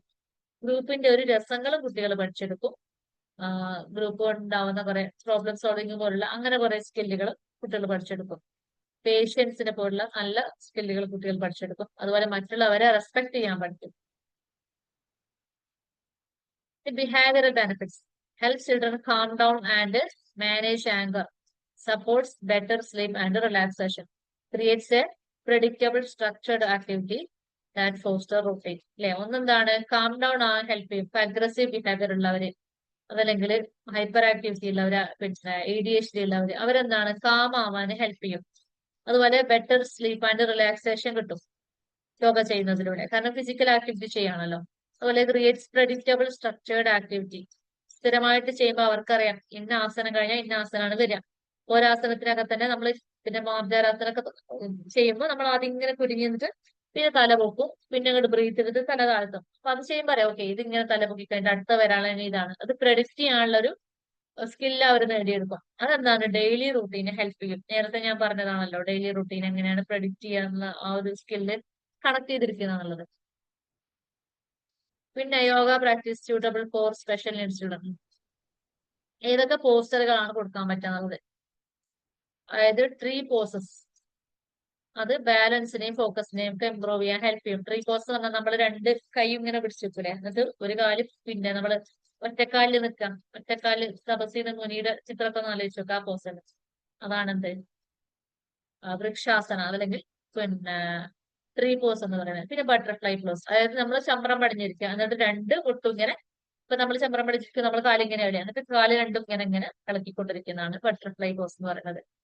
അത് റിലാക്സേഷനും ഫ്ലെക്സിബിലിറ്റി ഒക്കെ കൂട്ടാൻ സഹായിക്കും. പിന്നെ കാറ്റ് പോസ്, അതായത് മാർജാരാസനം എന്ന് പറയാം. എങ്ങനെയാ പറഞ്ഞുതരിക? മുട്ട് കുത്തിയിട്ട് നിൽക്കൂലേ കുട്ടികൾ, അങ്ങനെ ഇരിക്കുന്ന പോലെ ഇരിക്കുക, രണ്ട് കാലിലും നിൽക്കുക, രണ്ട് കൈ ഇങ്ങനെ കുത്തിയിട്ട്, എന്നിട്ട് ഇങ്ങനെ ബ്രീത്ത് എടുത്തിട്ട് കുനിഞ്ഞു നിൽക്കുക, നല്ലോണം ബ്രീത്ത് എടുത്തിട്ട് മേലോട്ട് പോവുക, എന്നിട്ട് ബ്രീത്ത് വിട്ടിട്ട് എക്സൈൽ ആക്കിയിട്ട് ഇങ്ങോട്ട് എന്ന് പറഞ്ഞിട്ട് സൗണ്ട് ഉണ്ടാക്കിയിട്ട് തല നല്ലോണം താഴ്ത്തുക, അങ്ങനെ ചെയ്യുന്നത്. മൗണ്ടെയിൻ പോസ്, അതായത് മൗണ്ടെയിന്റെ ഷേപ്പ് ഇങ്ങനെയല്ലേ, നമ്മൾ ഇങ്ങനെ നിൽക്കുക, രണ്ട് കാലിൽ നിന്നിട്ട് കൈ രണ്ടും തലയിൽ കുത്തി നിൽക്കുക. അങ്ങനെ നിൽക്കുമ്പോൾ എന്താണ് പോസ്റ്ററിനെ ഗ്രൗണ്ടിങ്ങിനെ ഹെൽപ്പ് ചെയ്യും. ചുരുക്കി പറഞ്ഞാൽ എന്താണ്, കുറെ പോസ്റ്ററുകൾ ഇങ്ങനെ ചെയ്യാണ്. ഈ കുട്ടികളെ സംബന്ധിച്ചിടത്തോളം ഇവർക്ക് അങ്ങനെ നിൽക്കുക എന്ന് പറഞ്ഞാൽ ഭയങ്കര അച്ചീവ്മെന്റ് ആണ്. കാരണം അങ്ങനെ നിൽക്കാൻ കഴിയില്ല. ഇവരുടെ കോൺഫിഡൻസ് ലെവൽ വല്ലാണ്ട് ഇൻക്രീസ് ചെയ്യും. ബോഡി സ്ട്രെച്ച് ചെയ്യാണല്ലോ, അപ്പൊ ബോഡിയുടെ ഒരു സാധ്യത, ബോഡി അവയർനെസ് കൂടും, കുറച്ചുകൂടി റിലാക്സേഷൻ കിട്ടും. പിന്നെ ഇവരുടെ ബോഡി കുറച്ചുകൂടി ഫ്ലെക്സിബിൾ ആവും. അപ്പൊ അങ്ങനെയുള്ള കുറെ ഗുണങ്ങൾ ഇതിനകത്തൂടെ നേടിയെടുക്കുന്നുണ്ട് അവർ. ഇനി ബ്രീത്തിങ്, പ്രാണായാമം, അതായത് യോഗ എന്ന് പറഞ്ഞാൽ തന്നെ ബ്രീത്തിങ് കൊണ്ടുള്ള ഒരു കളിയാണല്ലോ അല്ലെ യോഗയിൽ മൊത്തം. ആ ബലൂൺ ബ്രീത്തിങ് എന്ന് പറഞ്ഞാല് നന്നായിട്ട് ബ്രീത്ത് എടുക്കുക, അതായത് വയറാണ് ആദ്യം നിറയേണ്ടത് ബ്രീത്ത് എടുക്കുമ്പോൾ, എന്നിട്ട് ഇങ്ങനെ ബ്രീത്ത് എടുത്തിട്ട് മൂക്കിലൂടെ ബ്രീത്ത് എടുത്തിട്ട് വായിലൂടെ വിടുന്ന ഒരു അവസ്ഥ, അതാണ് ഡീപ് ബെല്ലി ബ്രീത്ത് എന്ന് പറയുന്നത്. പിന്നെ ബി ഹമ്മിങ്, കാമിങ് ആയിട്ട് ചെറിയ രീതിയിൽ എടുത്ത് വിടുന്നത്. ഇനി സ്മെല്ലിങ് ഫ്ലവർ ഒക്കെ നമ്മൾ അങ്ങനെ ആസ്വദിച്ചിട്ട് മണക്കൂലേ, ആ ഒരവസ്ഥ. അതുപോലെ ക്യാൻഡിൽ ഊതിക്കുന്നത്, ഇതാണ് പ്ലേഫുൾ ബ്രീത്തിങ് ഫോർ ഫോക്കസ്. അത് ഫോക്കസ് കിട്ടാൻ വേണ്ടിയിട്ട് നമ്മൾ കളിയിലൂടെ അങ്ങനെ ചെയ്യിക്കുന്ന സംഗതികളാണ് ഇതെല്ലാം. ഈ റിലാക്സേഷൻ ആൻഡ് മൈൻഡ്ഫുൾനെസ്, അതായത് ഗൈഡഡ് റിലാക്സേഷൻ സ്റ്റോറീസ്. ഇപ്പൊ ഞങ്ങളുടെ സ്കൂളിൽ ഞാൻ ചെയ്യുന്ന ഒരു കാര്യം, യോഗ ചെയ്ത് കഴിഞ്ഞിട്ട് കണ്ണടച്ച് ഇങ്ങനെ ഇരിക്കും, കുറച്ചു നേരം മെഡിറ്റേഷനുള്ള സമയം. അപ്പൊ ഞാൻ എന്ത് ചെയ്യും, എന്തെങ്കിലും കഥകൾ പറഞ്ഞെടുക്കും. നമ്മളിപ്പോ എല്ലാവരും കൂടെ നിങ്ങളെ ബീച്ച് സൈഡിലൂടെ ഇങ്ങനെ പോയിക്കൊണ്ടിരിക്കുകയാണ്, ക്ലാസ്സിൽ ആരെങ്കിലും ഒക്കെ പേരൊക്കെ പറയും, എന്നിട്ട് ഇങ്ങനെ പറയും നമ്മളിങ്ങനെ പോവാണ്, അപ്പൊ ഇന്നയാളെ ഇന്ന ഡ്രസ് ആട്ടത്, അങ്ങനെ കടൽ തീരത്തിരുന്നപ്പോ കാറ്റും ഇങ്ങനെ വീശുന്നുണ്ടായിരുന്നു, തിരമാലകൾ ഇങ്ങനെ വന്നുകൊണ്ടിരിക്കുന്നുണ്ടായിരുന്നു, അവിടെ ഉപ്പിലിട്ട് കുറേ സാധനങ്ങൾ നമ്മൾ കണ്ട്, ഇവിടെ കുറേ തെങ്ങുകളൊക്കെ ഉണ്ടായിരുന്നു, കുറെ കുട്ടികൾ പട്ടം പറത്തി നടക്കുന്നുണ്ടായിരുന്നു, അങ്ങനെ അങ്ങനെ അങ്ങോട്ട് പറഞ്ഞിട്ട് വലിയൊരു കഥയാക്കിയിട്ട് ഇവര് അതുവരെ ബഹളം വെച്ചിരുന്നവർ, യോഗയാണെങ്കിലൊക്കെ ചെയ്യാത്തവര് അങ്ങനെയൊക്കെ ഉണ്ടാവില്ല, അത് കഥ പറയുന്നവർ കൂടെ എല്ലാവരും കാമായിട്ടിരുന്ന് കേൾക്കും. എന്നിട്ട് ലാസ്റ്റ് കണ്ണു തുറക്കാൻ പറയും. അപ്പൊ അവരെന്ത് ചെയ്യും, അതുവരെ പറഞ്ഞ സ്റ്റോറിയുള്ള ചോദ്യങ്ങൾ ഞാനിങ്ങനെ ചോദിക്കും, ആരാണ് അങ്ങനെ ചെയ്തത്, ആരാണ് പട്ടം പറത്തിയത്, ഒക്കെ ചോദിക്കുമ്പോൾ അതൊക്കെ വരെ ആൻസർ പറയും. കാരണം കണ്ണുകൂടി അടക്കുന്നവർ കൂടി ശ്രദ്ധ പറയുന്നത് ഇങ്ങോട്ട് പോകുന്നില്ല, യാതൊരു ഡിസ്ട്രാക്ഷനും ഇല്ലാതെ അവരിതിങ്ങനെ കേട്ടോണ്ടിരിക്കണം. ഇപ്പൊ എനിക്ക് കുറെ ദിവസം അങ്ങനെ പല പല പല കഥകൾ ഇങ്ങനെ പറയാൻ തുടങ്ങി. ഇപ്പൊ എനിക്ക് മനസ്സിലായി ഇത് മെഡിറ്റേഷൻ വർക്ക് ആകുന്നുണ്ട്. അപ്പൊ ഞാൻ എന്താക്കി, അതിലൂടെ ലേണിംഗ് തിരികാൻ തുടങ്ങി. ഞാൻ എന്താക്കി, അതിലൂടെ കഥകൾ ഇങ്ങനെ പറഞ്ഞിട്ട് ജില്ലകളുടെ പേര് മൊത്തം പഠിപ്പിച്ചു. അതുവരെ ജില്ലകളുടെ പേരൊന്നും ഇവർക്ക് അറിയില്ല, ഞാൻ അല്ലാണ്ട് പഠിപ്പിച്ചിട്ടും അത് മനസ്സിലായിട്ടില്ല. ഇത് ക്ലാസ്സിൽ ബാക്ക്വേർഡ് ആയിട്ട് നിൽക്കുന്ന കുട്ടികൾ വരെ കഥ പോലെ അങ്ങോട്ട് പറഞ്ഞു കൊടുത്തിട്ടില്ല. അതായത് നമ്മൾ രാവിലെ കുളിച്ച് ഫ്രഷായി നമ്മൾ എന്ത് ചെയ്യുന്നു, ട്രിവാൻഡ്രത്ത് നമ്മളൊരു ട്രിപ്പ് പോവുകയാണ്. അപ്പൊ ട്രിവാൻഡ്രത്ത് നിന്നാണ് നമ്മൾ തുടങ്ങിയത്. എന്നിട്ട് എന്ത് ചെയ്തു, നമ്മൾ പിന്നെ രാത്രി പിന്നെ പുലർച്ചെയാണ് യാത്ര തുടങ്ങിയത്. അപ്പൊ പിന്നെ ഒരു കൊല്ലത്തെത്തിയപ്പോൾ നമ്മൾ എന്ത് ചെയ്തു? ഫുഡ് കഴിക്കാൻ ഇറങ്ങി. കൊല്ലം ബ്രേക്ക്ഫാസ്റ്റ് കോർണർ വെച്ച് നമ്മൾ ബ്രേക്ക്ഫാസ്റ്റ് കഴിച്ചു. പിന്നെ കുറച്ച് പോയി പത്തനംതിട്ട ഇറങ്ങി കോട്ടോട്ട്. അങ്ങനെ ഓരോ സ്ഥലം കണക്ട് ചെയ്തിട്ട് എന്ത് ചെയ്തു? ഒരു സ്റ്റോറി പോലെ അങ്ങ് പറഞ്ഞു കൊടുത്ത്. അങ്ങനെ ഇവര് പിന്നെ ജില്ലകളുടെ പേരൊക്കെ പഠിച്ചു. അപ്പൊ നമ്മൾ എന്ത് ചെയ്യാം? ഇതിലൂടെ ഇത് അങ്ങനെ ഒരു സാധ്യത കൂടി ഉണ്ടെന്ന് പറയാം. മെഡിറ്റേഷന് കാര്യങ്ങൾ പഠിപ്പിച്ചെടുക്കാം, പല കൺസെപ്റ്റ് പഠിപ്പിച്ചെടുക്കാം. പിന്നെ അതുപോലെ സിമ്പിൾ മെഡിറ്റേഷൻ വിത്ത് സോഫ്റ്റ് മ്യൂസിക്, അതൊക്കെ എന്താണ്? നല്ല കാര്യങ്ങളല്ലേ. ഇവരെ സ്ട്രെസ്സും ആൻസൈറ്റിയും കാര്യങ്ങളൊക്കെ റെഡ്യൂസ് ചെയ്യും, അഗ്രസീവ് ബിഹേവിയറുകളൊക്കെ കുറയും. ഇനി role of teacher, parents and therapist, നമ്മുടെയൊക്കെ റോൾ എന്താണ്? Use yoga as a part of daily routine അല്ലെ. മോർണിംഗിലോ അല്ലെങ്കിൽ ഈവനിങ് ടൈമിൽ എപ്പോഴെങ്കിലും യോഗ ചെയ്യിക്കാൻ പറയും. അഡാപ്റ്റ് പോസസ് ടു ഈ ചൈൽഡ്സ് കംഫർട്ട് ആൻഡ് എബിലിറ്റി, അവരുടെ എബിലിറ്റിക്ക് അനുസരിച്ച് ചെയ്താൽ മതി ഓരോ പോസ്. നമ്മൾ അതിന്റെ പെർഫെക്ഷൻ നോക്കി നിൽക്കേണ്ട കാര്യമില്ല. അവരത് എൻജോയ് ചെയ്തിട്ട് ചെയ്യട്ടെ. നമ്മൾ ആ പിന്നെ പ്രോസസ്സിനെ മാത്രം ഫോക്കസ് ചെയ്താൽ മതി. Integrate yoga with music, story telling or play to keep. ഞാൻ പറഞ്ഞില്ലേ, കഥ പറഞ്ഞിട്ടോ പാട്ട് പാടിയിട്ടോ അല്ലെങ്കിൽ ഒരു സോഫ്റ്റ് മ്യൂസിക് ബാക്ക്ഗ്രൗണ്ടിൽ പ്ലേ ചെയ്തിട്ട് എങ്ങനെയാണെന്ന് വെച്ചാൽ യോഗ ചെയ്യിപ്പിക്കുക. അവർക്കത് ഇഷ്ടത്തോടെ അവർ ചെയ്യണമെന്ന് മാത്രം. Yoga therapy help special needs children develop body awareness അല്ലെ. ബോഡി അവയർനെസ് ഉണ്ടാക്കാൻ വേണ്ടിയിട്ട് ഇമോഷണൽ ബാലൻസ്, ഫോക്കസ്, റിലാക്സേഷൻ, ഇതൊക്കെ ഇമ്പ്രൂവ് ചെയ്യാൻ വേണ്ടിയിട്ടാണ് യോഗ ചെയ്യുന്നത്. While creating joy and confidence, അതും അതിനകത്തൂടെ ഉണ്ടാകുന്നുണ്ട് അല്ലെ. It's a holistic way to support both learning and wellbeing. കുറെ പറയാനുള്ളത് കൊണ്ട് നിങ്ങൾക്ക് ഉറക്കം വരുന്നുള്ള നല്ല ഉത്തമ ബോധ്യമുള്ളത് കൊണ്ട് ഞാൻ അത് അങ്ങ് അടിച്ചു വിട്ടതാണ്. ഇനി നിങ്ങൾക്ക് എന്തോ ചോദിക്കാനുണ്ടോ? ഉറങ്ങിയുണ്ടോ? ഹലോ, ഇല്ല മാം, ഉറങ്ങിയിട്ടൊന്നുമില്ല. Hello hello. ഞാൻ സമയം കുറെ ആയതുകൊണ്ട് ഇത് ഇങ്ങ് അടിച്ചു വിടുക ചെയ്തത്.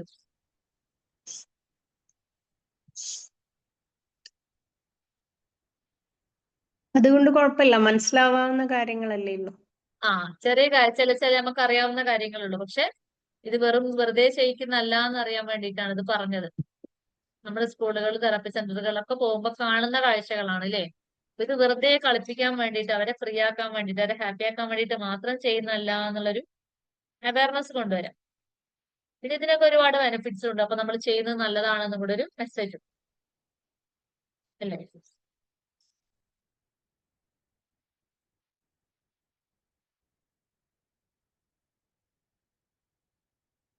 എന്തോ പറയാനുണ്ടോ? ആർക്കെങ്കിലും എന്തെങ്കിലും ചോദിക്കാനുണ്ടോ?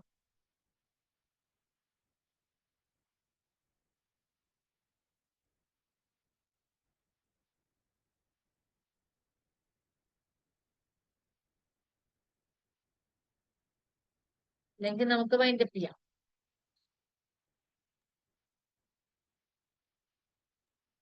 താങ്ക് യു മാം, നല്ല ക്ലാസ് ആയിരുന്നു. Thank you. താങ്ക് യു മാം. സിമ്പിളായിട്ട് നന്നായി പറഞ്ഞു തന്നു.